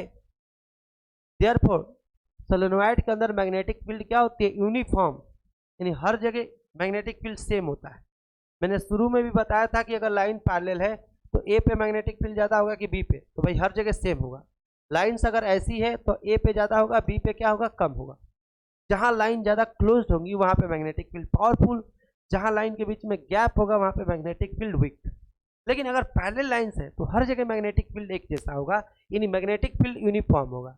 यूनिफॉर्म मतलब कि हर जगह एक ही जैसा है, यूनिफॉर्म। ठीक है, तो यहाँ पे बन गया बच्चा सोलेनोइड। अब देखो सोलेनोइड को के अंदर अगर सॉफ्ट आयरन ऐसे रख दिया जाए, सॉफ्ट आयरन रख दिया जाए, तो ये बन जाता है इलेक्ट्रोमैग्नेट। ये बन जाता है बच्चा इलेक्ट्रोमैग्नेट। तो यहाँ पे कह रहा है कि use of solenoid, a strong magnetic field produce inside a solenoid can be use to magnetise a piece of magnetic material like soft iron when place inside the coil, यानी क्वाइल के अंदर एक अगर सॉफ्ट आयरन रख दो तो ये एक इलेक्ट्रोमैग्नेट बन जाएगा, एक मैग्नेट बन जाएगा, और इस तरह के मैग्नेट को हम इलेक्ट्रोमैग्नेट कहते हैं। और जो हमने ये मैग्नेट तुमको दिखाया ये है बच्चा परमानेंट मैग्नेट, और जब इसमें करंट देंगे तो ये बन जाएगा इलेक्ट्रोमैग्नेट। तो इन दोनों मैग्नेट में क्या डिफरेंस है? डिफरेंस ये है कि ये एक बार बन गया तो हमेशा के लिए बना रहेगा, इसको डीमैग्नेटाइज नहीं कर सकते। बट इसमें करंट ऑफ कर दो ये डीमैग्नेटाइज हो जाएगा, यानी मैग्नेटिक नेचर इसका खत्म, बट ये हमेशा के लिए मैग्नेट बना हुआ है। इसके मैग्नेटिक फील्ड की स्ट्रेंथ को हम बढ़ा और घटा नहीं सकते हैं, बट इसके मैग्नेटिक फील्ड की स्ट्रेंथ को करंट बढ़ाकर हम बढ़ा और घटा सकते हैं। करंट बढ़ाएंगे तो ये और पावरफुल मैग्नेट बनता जाएगा, करंट घटाएंगे तो ये क्या होता जाएगा? कम पावरफुल मैग्नेट बनता जाएगा। बात समझ में आ रहा है कि नहीं आ रहा है? तो सबसे बड़ा अगर हम बात करें तो इसको डीमैग्नेटाइज किया जा सकता है। फॉर एग्जाम्पल अगर हम इस क्रेन में अगर परमानेंट मैग्नेट यूज कर दें तो ये आयरन के ऑब्जेक्ट को अट्रैक्ट तो कर लेगा, बट इसको छुड़ाने के लिए जाना होगा। बड़े बड़े क्रेन बनते हैं जिसमें बड़े बड़े लोहे के ब्लॉक को उठाना होता है। अगर परमानेंट मैग्नेट रहेगा तो वो ब्लॉक को उठा लेगा, बट हटाने के लिए हमें जाना होगा। लेकिन अगर इलेक्ट्रोमैग्नेट है तो जैसे ही स्विच ऑफ करेंगे ये डीमैग्नेटाइज होगा और ये सब चीज बाहर आ जाएगा, छोड़ देगा। बात समझ में आ रहा है कि नहीं आ रहा है? तो क्रेन में यूज किया जाता है, कई जगह सोलेनोइड का यूज किया जाता है। जितने भी इलेक्ट्रिसिटी से नाचने वाले मोटर या कुछ भी लगा हुआ, समझो कि वहां पे कहीं ना कहीं किसी रूप में इलेक्ट्रोमैग्नेट होता ही होता है। तो बच्चा अभी तक से हमने क्या देखा कि करंट कैरिंग जो वायर है वो मैग्नेट पे फोर्स लगाता है। जैसे कि अगर करंट कैरिंग वायर के पास में अगर हम कंपास रखते हैं तो उसकी नीडल डिफ्लेक्ट हो जाता है, यानी करंट कैरिंग वायर एक नीडल जो कि मैग्नेट है उस पर फोर्स लगाता है। तो एक साइंटिस्ट है जिनका नाम था बच्चा आंद्रे मेरी एम्पियर, इन्होंने आर्गुमेंट किया, तर्क दिया कि अगर करंट कैरिंग वायर मैग्नेट पे फोर्स लगाता है तो मैग्नेट को भी करंट कैरिंग वायर पे फोर्स लगाना चाहिए। क्यों? क्योंकि नेचर में फोर्स सिमेट्रिक, नेचर एक सिमेट्रिक रोल प्ले करता है। इन्होंने ऐसा आर्गुमेंट दिया। न्यूटन का थर्ड लॉ ये कहता है कि अगर करंट कैरिंग वायर मैग्नेट पे फोर्स लगा रहा है तो भाई मैग्नेट को भी करंट कैरिंग वायर पे फोर्स लगाना चाहिए, क्योंकि नेचर में फोर्स हमेशा पेयर में होते हैं, यानी एक फोर्स कभी भी नेचर में क्रिएट नहीं हो सकता है। जब भी होगा दो फोर्स एक साथ क्रिएट होते हैं, साइमल्टेनियसली दो फोर्स एक ही साथ क्रिएट होते हैं। ए अगर बी ऑब्जेक्ट पे फोर्स लगाएगा तो बी भी ए पे उतना ही फोर्स लगाएगा, एक्शन होगा तो रिएक्शन होगा। ऐसा आपने 9th क्लास में पढ़ के आया है। तो भाई इन्होंने, ये जो आंद्रे मेरी एम्पियर थे, इन्होंने भी सेम आर्गुमेंट दिया कि अगर करंट कैरिंग वायर मैग्नेट पे फोर्स लगा रहा है तो मैग्नेट भी करंट कैरिंग वायर पे फोर्स लगाएगा। ठीक है, तो किया गया कि जो पहली बार आपने सेटअप देखा था बच्चा, उसमें जो करंट कैरिंग वायर था वो फिक्स था। जैसे ही स्विच ऑन किया गया मैग्नेट की नीडल, मतलब कंपास की नीडल डिफ्लेक्ट हुई, यानी एक फोर्स लगा। ये भी फोर्स लगाया था बट ये वायर फिक्स था। इस बार थोड़ा मैग्नेट को हम बड़ा करेंगे, वायर को क्या करेंगे? लूज करेंगे। वायर को हम क्या करेंगे? लूज करेंगे। तो यहाँ पे आप देख सकते हो जैसे ही स्विच ऑन किया जा रहा है, इस ये एक बड़ा सा मैग्नेट यहाँ पे कर दिया गया है, एक बड़ा सा यहाँ पे क्या कर दिया गया है बच्चा? मैग्नेट कर दिया गया है। और यहाँ पे जैसे ही करंट जा रहा है इस लूज वायर पे फोर्स लगा है, यानी यहाँ पे वायर को लूज किया गया है कि इस पे जो फोर्स लगे थोड़ा सा दिखे। मैग्नेट पे भी फोर्स लग रहा है लेकिन मैग्नेट शिफ्ट नहीं हो रहा है क्योंकि वहां पे फ्रिक्शन ज्यादा है, यानी ये जो मैग्नेट है ये फोर्स लगा रहा है वायर पर, तो वायर भी कुछ ऐसे फोर्स लगा रहा होगा, बट ये मैग्नेट हमें शिफ्ट होता हुआ नहीं दिखाई दिया। इसका एक रीजन है कि इस मैग्नेट पे ना फ्रिक्शन फोर्स ज्यादा है, क्योंकि ये मैग्नेट थोड़ा सा हैवियर किया गया है, इस बार भारी है। तो एक्चुअली में दोनों एक दूसरे पे फोर्स लगाते हैं और एक्सपेरिमेंटली ये वेरीफाइड भी हुआ भाई। क्या वेरीफाइड हुआ? कि magnet exert an equal and opposite force on the current carrying conductor, यानी मैग्नेट भी करंट कैरिंग कंडक्टर पे इक्वल एंड अपोजिट फोर्स लगाता है। ठीक है, अब क्वेश्चन उठता है कि ये जो फोर्स लग रहा है, इस फोर्स में दो चीजें होता है बच्चा, फोर्स में दो चीजें होता है। फोर्स लग रहा है तो फोर्स का एक अपना मैग्नीट्यूड होता है। एज यू नो मैग्नीट्यूड हम न्यूटन में मेजर करते हैं कि 10 न्यूटन का, 20 न्यूटन का। और फोर्स में क्या होता है बच्चा? डायरेक्शन भी होता है कि फोर्स किस डायरेक्शन में लग रहा है। 10 न्यूटन का फोर्स किधर लग रहा है, मतलब अपवर्ड लग रहा है, डाउनवर्ड लग रहा है, लेफ्ट राइट, यानी एक फोर्स का डायरेक्शन होता है। तो यहाँ पे जो फोर्स लग रहा है इस वायर पर, इस फोर्स की जो मैग्नीट्यूड होगा ये कितना होगा, और फोर्स का जो डायरेक्शन होगा ये किधर होगा, यानी ये किधर होगा, ये दो चीज हमें जानना है। तो देखो फोर्स का जो मैग्नीट्यूड है, ऑब्वियसली फोर्स का जो मैग्नीट्यूड है किन किन बातों पे डिपेंड करेगा, कि कितना स्ट्रॉन्ग मैग्नेटिक फील्ड है, कितना स्ट्रॉन्ग मैग्नेटिक फील्ड है, कितना स्ट्रॉन्ग मैग्नेटिक फील्ड है बच्चा, उस पर डिपेंड करेगा। और इस बात पे भी डिपेंड करेगा कि जो करंट फ्लो कर रहा है वो कितना एम्पियर में फ्लो कर रहा है, करंट पे भी डिपेंड करेगा। और ये भी डिपेंड करेगा, इस बात पे भी डिपेंड करेगा कि करंट का जो डायरेक्शन है और मैग्नेटिक फील्ड का डायरेक्शन है वो किस एंगल पे है। जैसे मेरे कहने का मतलब ये है, ये तो क्लियर हो रहा है कि यहाँ पे अगर बहुत स्ट्रॉन्ग मैग्नेट रखेंगे तो फोर्स ज़्यादा लगेगा, करंट इस वायर में कंडक्टर में अगर ज़्यादा है तो फोर्स ज़्यादा लगेगा। तो ये तो क्लियर है, डायरेक्शन पे भी डिपेंड करता है, डायरेक्शन पे भी डिपेंड करता है कि मैग्नेटिक फील्ड किस डायरेक्शन में है और करंट किस डायरेक्शन में है, उस बात पे भी डिपेंड करता है। तो एग्जैक्टली कितना फोर्स लगेगा ये आपके सिलेबस में नहीं है, बट फोर्स मैक्सिमम कब लगेगा ये सिलेबस में है। फोर्स मैक्सिमम तब लगता है कि मैग्नेटिक फील्ड का डायरेक्शन और करंट का डायरेक्शन एक दूसरे के बच्चा क्या हो, 90 डिग्री पर हो। याद रखना, सपोज मैग्नेटिक फील्ड कुछ इस तरह से अपवर्ड डायरेक्शन में है और करंट अगर ऐसे जा रहा है और एक दूसरे के मतलब ये हो गया मैग्नेटिक फील्ड और ये हो गया बच्चा करंट, एक दूसरे से 90 डिग्री एंगल बना रहा है, तो इस केस में जो ये करंट कैरिंग वायर है उस पर मैक्सिमम फोर्स लगता है। उस पर क्या लगता है बच्चों, मैक्सिमम फोर्स लगता है। यानी करंट कैरिंग वायर पर मैक्सिमम फोर्स तब लगेगा जब ये वायर करंट का डायरेक्शन मैग्नेटिक फील्ड के डायरेक्शन के साथ 90 डिग्री बनाएगा। इसको समझने के लिए मैं एक मॉडल के थ्रू आपको समझाता हूं बच्चों। सपोज, ठीक है, ये आई थिंक आपको दिख रहा होगा, सपोज ये मैग्नेट है, ठीक है, हॉर्स मैग्नेट, और आप जानते हो कि मैग्नेटिक फील्ड हमेशा किधर होता है बच्चा, नॉर्थ से किधर होता है, साउथ के डायरेक्शन में। तो ये ऊपर वाला नॉर्थ हो गया, नीचे साउथ, यानी मैग्नेटिक फील्ड ऐसे नीचे की तरफ आ रही है, नीचे की तरफ आ रही है, यानी ऊपर से नीचे डाउनवर्ड डायरेक्शन में है। अगर एक करंट कैरिंग वायर अगर ऐसे रखा हुआ है, फॉर एग्जांपल सपोज करंट आपके तरफ से मेरे तरफ आ रही है, तो ये 90 डिग्री का एंगल बन रहा है क्योंकि मैग्नेटिक फील्ड बिल्कुल डाउनवर्ड है और करंट कैरिंग वायर मेरे तरफ आ रहा है, तो 90 डिग्री का एंगल बन रहा है, देख लो। तो इस केस में ना फोर्स मैक्सिमम झटका, मतलब जो फोर्स लगेगा मैक्सिमम लगेगा। अगर यही मैं कुछ एंगल पे कर दूं ऐसे, देखो अब एंगल बनने लग गया, मैग्नेटिक फील्ड डाउनवर्ड डायरेक्शन में और करंट कैरिंग वायर कुछ ऐसे हो गया या ऐसे हो गया, तो इस बार 90 डिग्री नहीं बन रहा, तो इस टाइम कम फोर्स लगेगा। कब फोर्स ज़्यादा लगेगा, जब एंगल बिल्कुल क्या हो, 90 डिग्री, बिल्कुल अगर पैरेलल हो जाएगा मैग्नेटिक फील्ड का डायरेक्शन करंट का डायरेक्शन बिल्कुल पैरेलल हो जाएगा, तो इस केस में फोर्स नहीं लगेगा। यानी एंगल पर डिपेंड करेगा कि मैग्नेटिक फील्ड की डायरेक्शन करंट की डायरेक्शन क्या एंगल बना रहा है, उस पर डिपेंड करेगा।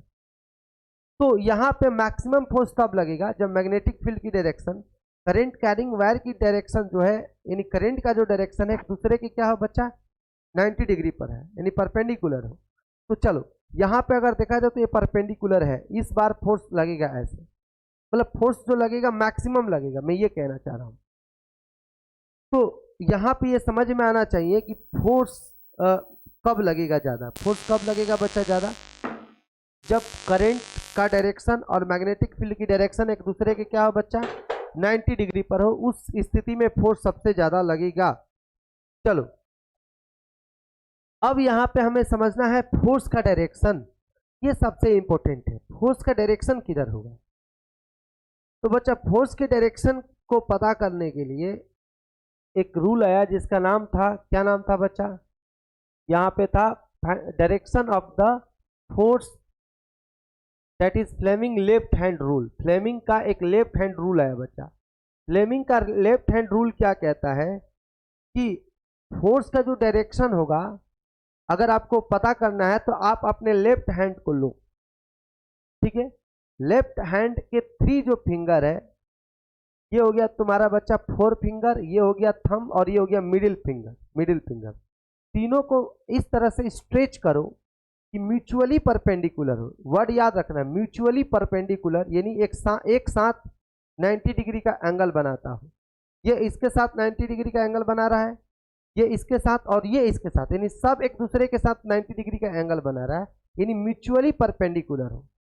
तो आपको करना क्या है कि पहले तो दिमाग में रहना चाहिए कि ये हम जो फ्लेमिंग का लेफ्ट हैंड रूल है ये क्यों लगाते हैं। तो लेफ्ट हैंड रूल हम इसलिए लगाते हैं कि फोर्स का डायरेक्शन किधर होगा, तो फोर्स किस डायरेक्शन में लगेगा। तो याद रखना ये दो जो फिंगर है ये हमें पता होना चाहिए कि किस डायरेक्शन में होगा। जैसे कि फोर फिंगर को हम रखते हैं मैग्नेटिक फील्ड के डायरेक्शन में, और इस मिडिल फिंगर को रखते हैं करंट कैरिंग वायर में, जिधर करंट जा रहा है उस डायरेक्शन में, यानी करंट के डायरेक्शन में रखना है तुम्हें। तो ये थंब ना तुम्हारा आंसर बताएगा, यानी थंब बताएगा कि फोर्स किधर लगेगा। तो यहाँ पे इफ वर्ड याद रखना, इफ अगर ये मैग्नेटिक फील्ड के डायरेक्शन में हो और ये करंट के डायरेक्शन में होता है तो थंब बताता है कि फोर्स किस डायरेक्शन में लगेगा। थंब बताता है कि फोर्स किस डायरेक्शन में लगेगा। तो if we point the forefinger in the direction of magnetic field, middle finger in the direction of current, then thumb will point the direction of force on the wire. Wire पे force इस thumb के से हमें पता लगेगा। तो यहाँ पे इफ लगाना जरूरी है। यहाँ पे क्या कह रहा है बच्चा, stretch the thumb, forefinger and middle finger of your left hand such that they are mutually perpendicular। mutually perpendicular एक दूसरे के साथ 90 डिग्री बनाती है। if the finger points the direction of magnetic field, जैसे कि यहाँ पे अगर बच्चा देखो तो यहाँ पे ये मैग्नेट का नॉर्थ एंड है। सपोज इधर एक मैग्नेट होगा, इधर उसका साउथ होगा, उससे मतलब नहीं है, ये नॉर्थ है और इधर साउथ रखा गया है। ऐसा नहीं कि किसी मैग्नेट में ना एक ही पोल होता है, ये कभी पॉसिबल नहीं है। मैग्नेट को कितना भी कट कर दो, मैंने वीडियो भी बनाया है शॉर्ट वीडियो में एक्सपेरिमेंट करते हुए, मैग्नेट को कितना भी कट कर दो उसके दोनों पोल को अलग किया ही नहीं जा सकता है। ये बस रिप्रेजेंटेशन है कि इधर नॉर्थ है उधर साउथ है, ठीक है। अब यहाँ पे जरा ध्यान से देखो, तो मैग्नेटिक फील्ड हमेशा किधर होती है बच्चा, नॉर्थ से साउथ। याद रखना मैग्नेटिक फील्ड की डायरेक्शन हमेशा किधर होता है, नॉर्थ से किधर होता है, साउथ। यानी मैग्नेटिक फील्ड यहाँ पे कुछ इस तरीके से है, नॉर्थ से इस साउथ की तरफ। अब यहाँ पे एक क्वाइल रखा हुआ है ए बी सी डी, ठीक है। ये बैटरी का प्लस है तो करंट ऑब्वियसली ए से बी की तरफ जाएगा और इधर सी से डी की तरफ आएगा। ये एक्चुअली इलेक्ट्रिक मोटर का मॉडल है, डायग्राम है, जो कि सिलेबस में नहीं है, बट इसी से हम लोग समझेंगे कि Fleming right hand left hand rule क्या होता है। तो बच्चा इसमें अगर तुम ध्यान से देखो, करंट तरफ ए बी में अंदर की तरफ जा रहा है, यानी तुम्हारे तरफ से मानो कि टीबी में अंदर की तरफ जा रहा है। अब इस फिंगर को रखना है हमें मैग्नेटिक फील्ड के डायरेक्शन में। फोर फिंगर को किधर रखना है बच्चा, मैग्नेटिक फील्ड के डायरेक्शन में, यानी नॉर्थ से साउथ डायरेक्शन में। और जो मिडिल फिंगर है करंट के डायरेक्शन में। तो अभी ये देखो, अभी ये तुम्हारे तरफ है, करंट चूंकि तुम्हारे से टीबी की तरफ आ रहा है तो हम इसको ऐसे रोटेट कर देंगे, यानी करंट जो है अंदर की तरफ जा रहा है। देख लो, तो थंब क्या बता रहा है, थंब क्या बता रहा है, नीचे, यानी इस वायर पर ए बी वायर पे नीचे की तरफ फोर्स लगेगा, नीचे की तरफ। उसी तरीके से अब देखो करंट ऐसे जाके फिर ऐसे वापस आएगा, यानी सीडी की अगर बात करें, मैग्नेटिक फील्ड तो वैसे ही है, अब वैसे ही है, करंट सीडी में ना अब तुम्हारे तरफ आ रहा है, तुम्हारे तरफ। तो थंब किधर हो गया, ऊपर, यानी जिस समय ए बी पे नीचे फोर्स लगेगा सीडी पे ऊपर फोर्स लगेगा। तो जिस समय ए बी नीचे भागेगा सीडी ऊपर भागेगा, यानी ये ऐसे घूमना, एंटी क्लॉकवाइज घूमना शुरू कर देगा और यही बन जाता है मोटर। इसमें तुम ब्लेड लगा दो तो ये बन जाएगा बच्चा मिक्सर, फैन लगा दो तो बन जाएगा फैन। तो कहने का मतलब यहाँ पर यह है कि फ्लेमिंग का लेफ्ट हैंड रूल ये बताता है कि जो करंट कैरिंग वायर को जब मैग्नेटिक फील्ड में रखेंगे तो उस पर जो फोर्स लगेगा उसका डायरेक्शन क्या होगा, और उसके लिए हम लेफ्ट हैंड रूल यूज करते हैं, फ्लेमिंग का लेफ्ट हैंड रूल यूज करते हैं। भाई यहाँ पे तीनों फिंगर एक दूसरे के परपेंडिकुलर रखो, थंब जो है ये दोनों पता होना चाहिए। तो थंब तुम्हें क्या बताएगा, डायरेक्शन बताएगा। वो बात अलग है कि तुमसे क्वेश्चन पूछ ले, ये दोनों दे दे कि फोर्स ऊपर लग रहा है, मैग्नेटिक फील्ड इधर है, तो बताओ करंट किधर होगा। लेकिन लेफ्ट हैंड रूल है क्यों? फ्लेमिंग का लेफ्ट हैंड रूल फोर्स की डायरेक्शन पता करने के लिए है। इसमें दो चीज पता होना चाहिए। इफ अगर मैग्नेटिक फील्ड इधर है, करंट इधर जा रहा है, तो जो वायर इसमें रखा हुआ है इस तरह से, देखो मैग्नेटिक फील्ड ऐसे, वायर ऐसे रखा गया हुआ, इस वायर में करंट ऐसे जा रहा है, तो थंब क्या बता रहा है कि ऊपर, ये इस वायर पे झटका किधर लगेगा? ऊपर की तरफ लगेगा। समझ में आ रहा है ना? तो जैसे कि अगर हम इसको ऐसे समझे, सपोज इस मॉडल से समझते हैं कि ये तुम्हारा मैग्नेट है, मैग्नेटिक फील्ड बच्चा नीचे की तरफ है, सपोज करंट तुम्हारे तरफ जा रहा है, तो इस पे अगर हम रूल लगाए, क्या लगाए? रूल लगाए फ्लेमिंग का लेफ्ट हैंड रूल, तो बच्चा देखो मैग्नेटिक फील्ड ऐसे नीचे की तरफ जा रहा है, करंट ऐसे तुम्हारे तरफ जा रहा है, देख लो, ठीक है? तो ये थंब हो गया ऐसे, यानी फोर्स ऐसे लगेगा। सपोज ये करंट मेरे तरफ आ रहा है, तो मैग्नेटिक फील्ड तो नीचे ही है, करंट मेरे तरफ, देखो ये जो फिंगर है, ये मैग्नेटिक फील्ड बच्चा नीचे की तरफ, करंट किधर आ रहा है? मेरे तरफ, तो थंब किधर हो गया? इधर बाहर की तरफ, यानी इस बार ऐसे फोर्स लगेगा। तो आई थिंक ये आपको समझ में आ गया होगा। तो चलो आगे बढ़ते हैं, ठीक है? तो मोटर आपके सिलेबस में है नहीं, इसलिए इसको हम हटा ही देते हैं। अब आपके सिलेबस में सीधे बच्चा पढ़ना है electric circuit, domestic electric circuit पढ़ना है, डोमेस्टिक इलेक्ट्रिक सर्किट। इसके पहले जो इलेक्ट्रोमैग्नेटिक इंडक्शन है, जो जनरेटर है, ये सब सिलेबस से हटा दिया है। तो यहाँ पे हम लोग पढ़ेंगे बच्चा आपका domestic electric circuit. Domestic electric circuit में बच्चा तीन तरह के थ्री वायर चलते हैं, लाइव वायर, न्यूट्रल वायर को नेगेटिव वायर भी कहो, और एक होता है बच्चा अर्थ वायर। अच्छा, तीनों जो वायर है ना, उनका जो इंसुलेशन होता है एक स्पेसिफिक कलर का होता है। जैसे कि जो लाइव वायर या जो पॉजिटिव वायर है ना, वो रेड इंसुलेशन में होता है, जैसे कि देखो यहाँ पे रेड इंसुलेशन में दिखाया है।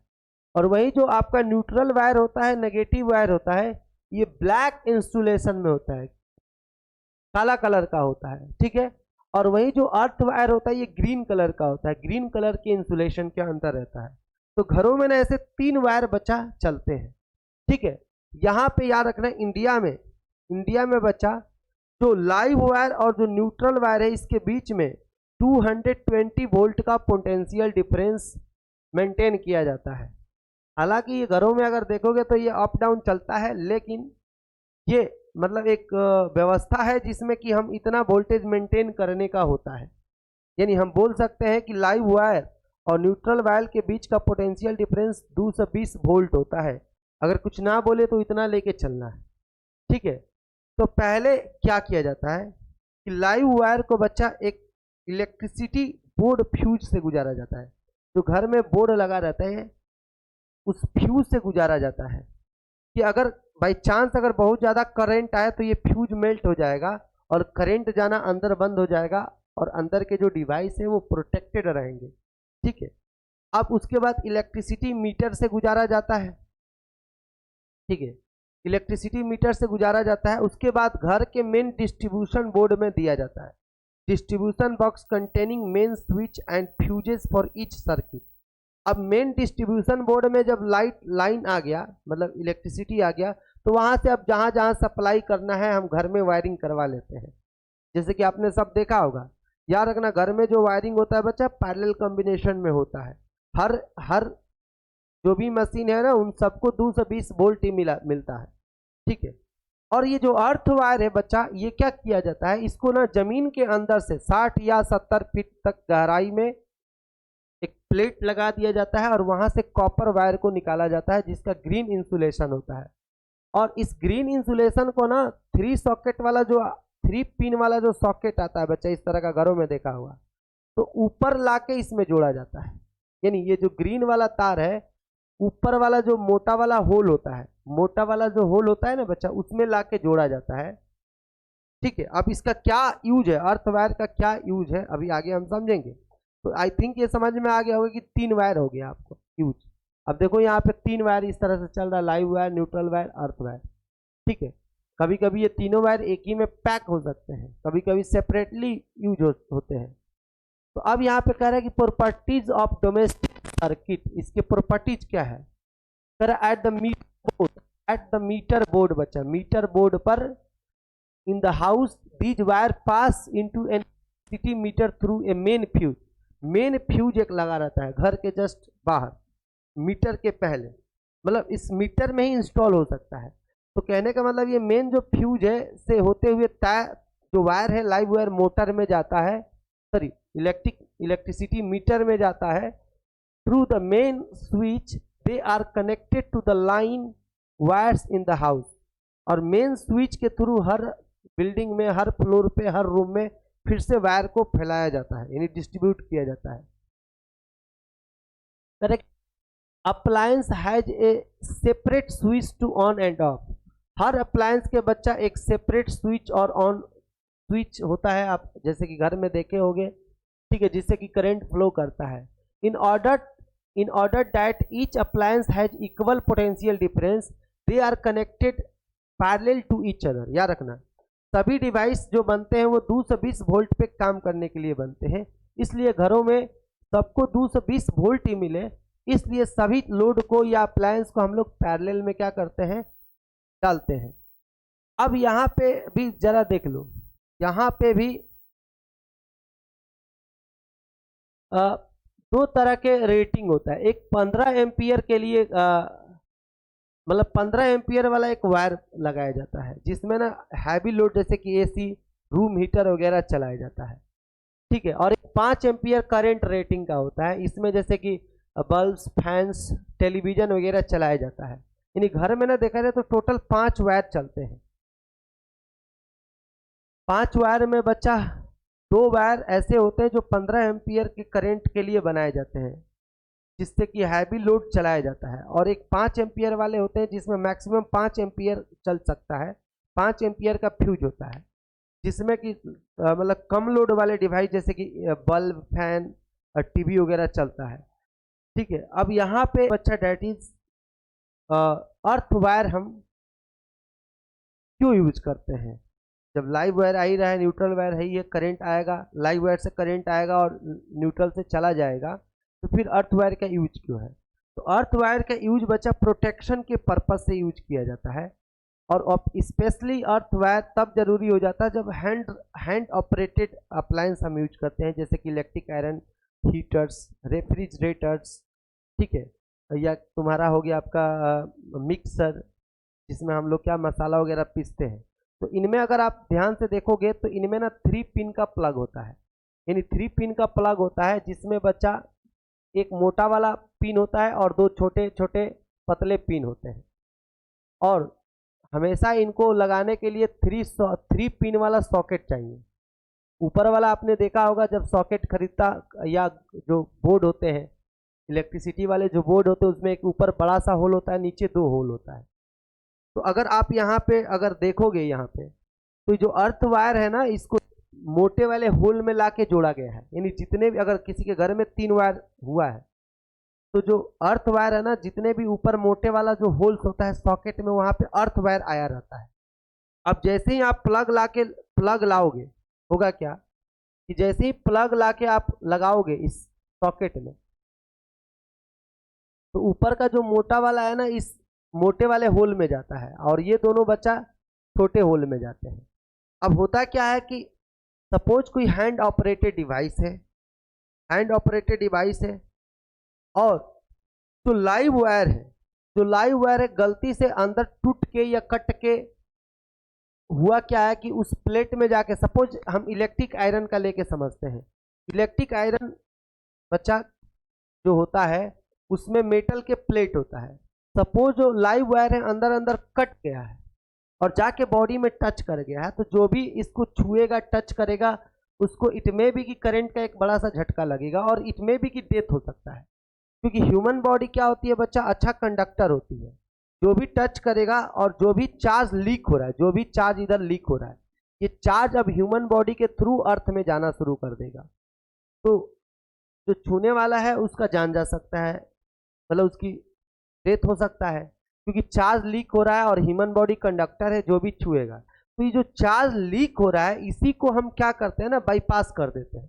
बाईपास करने के लिए क्या करते हैं कि जो भी हैंड ऑपरेटेड डिवाइस होते हैं उसके बॉडी से एक हम क्या करते हैं, प्लग जो होता है उस मोटे वाले प्लग में जोड़ दिया जाता है, मोटे वाले प्लग में। अब मोटा वाला प्लग जाके इस मोटे वाले होल में जाके जाएगा अंदर, तो होगा क्या कि जो भी चार्ज बॉडी में, चार्ज बॉडी वो इस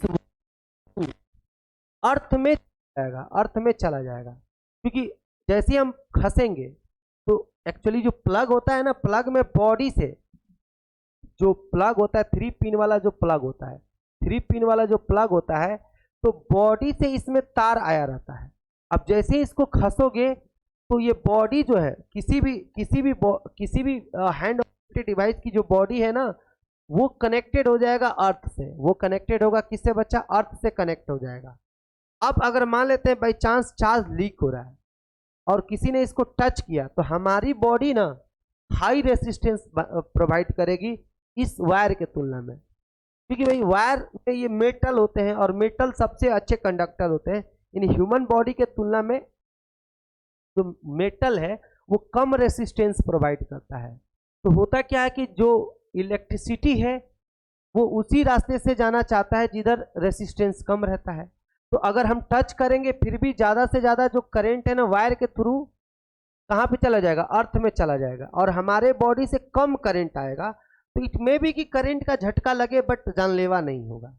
तो इसलिए अगर अर्थ वायर इसलिए यूज किया जाता है कि अगर किसी बाई चांस अगर लाइव वायर कट गया और चार्ज लीक करने लग गया बॉडी में, तो छूने वाले से कम करंट जाए, क्योंकि अर्थ बॉडी को अर्थ वायर से जोड़ दिया जाता है। ऐसा पिन होता है कि जैसे ही पिन लगाओगे जो अर्थ वायर है वो बॉडी से जुड़ जाता है, तो जो भी चार्ज लीक हो रहा है ना वो अर्थ में चला जाएगा, क्योंकि अर्थ का पोटेंशियल बहुत लो होता है और हमारे बॉडी से कम करंट आएगा, क्योंकि अब एक इजी पाथ मिल गया, मेटल वाला पाथ मिल गया, जिससे कि सारा चार्ज जो लीक हो रहा है अर्थ में चला जाएगा और हमारे बॉडी से कम चार्ज फ्लो हो पाएगा, क्योंकि हमारी बॉडी ज़्यादा रेजिस्टेंस क्या करती है, प्रोवाइड करती है, और इस तरीके से हमें एक प्रोटेक्शन मिल जाता है।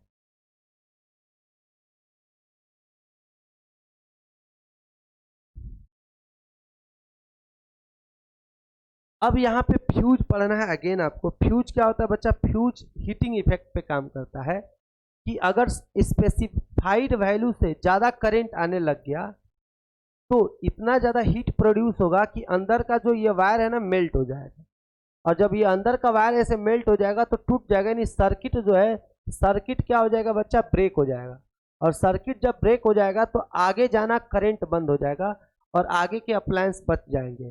तो a fuse is a device in a circuit prevent damage to the appliance and the circuit due to the overloading. अगर ओवरलोडिंग हो रहा है या बच्चा शॉर्ट सर्किट हो रहा है, यहाँ पे समझ लो शॉर्ट सर्किट हो रहा है, अभी दोनों चीज क्या आगे पढ़ेंगे।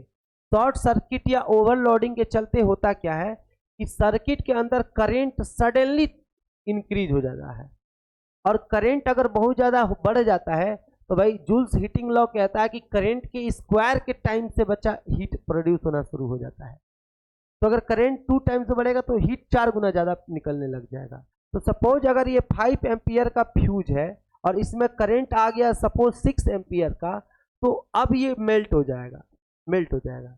तो इस फ्यूज इसलिए यूज किया जाता है कि एक सर्टेन वैल्यू तक के करंट को अलाउ करेगा, उसके बाद के करंट पे वो मेल्ट हो जाएगा और सर्किट ब्रेक हो जाएगा और करंट स्टॉप हो जाएगा, जिससे कि आगे की जो डिवाइस या जो भी अप्लायंस है वो बच जाएगा।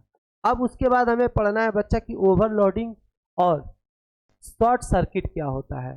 शॉर्ट सर्किट क्या होता है बच्चा, कि अभी हमने देखा कि 2 वायर होता है, एक लाइव वायर और एक होता है बच्चा आपका न्यूट्रल वायर, ठीक है।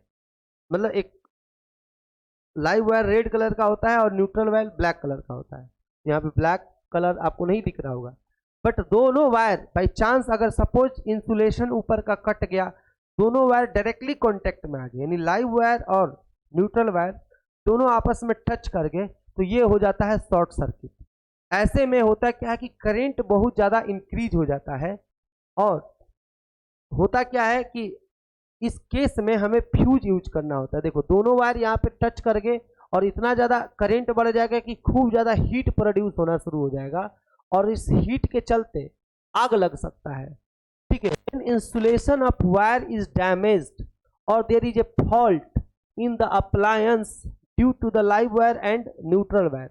या तो इंसुलेशन डैमेज हो गया है या कुछ फॉल्ट आ गया अप्लायंस में, जिससे कि लाइव वायर न्यूट्रल वायर सीधे कॉन्टैक्ट में आ गए, डायरेक्ट कॉन्टैक्ट में आ गए, तो इसी को हम बोलते हैं शॉर्ट सर्किट। हम बोलते हैं ना कि शॉर्ट कर रहा है, डेली लाइफ में हम लोग बोलते हैं कि शॉर्ट कर रहा है, यानी हम शॉर्ट सर्किट हो रहा है, दोनों वायर आपस में टच कर गए हैं डायरेक्टली किसी भी तरीके से, या तो इंसुलेशन खराब हो गया है या कोई फॉल्ट आ गया है जिसके चलते। अब इसका इफेक्ट क्या होता है, इससे ना ओवरलोडिंग हो जाता है, यानी अचानक करंट तेज हो जाएगा और लोड जो भी घर में जैसे कि इन्वर्टर होता है ओवरलोडिंग लिखना शुरू कर देगा।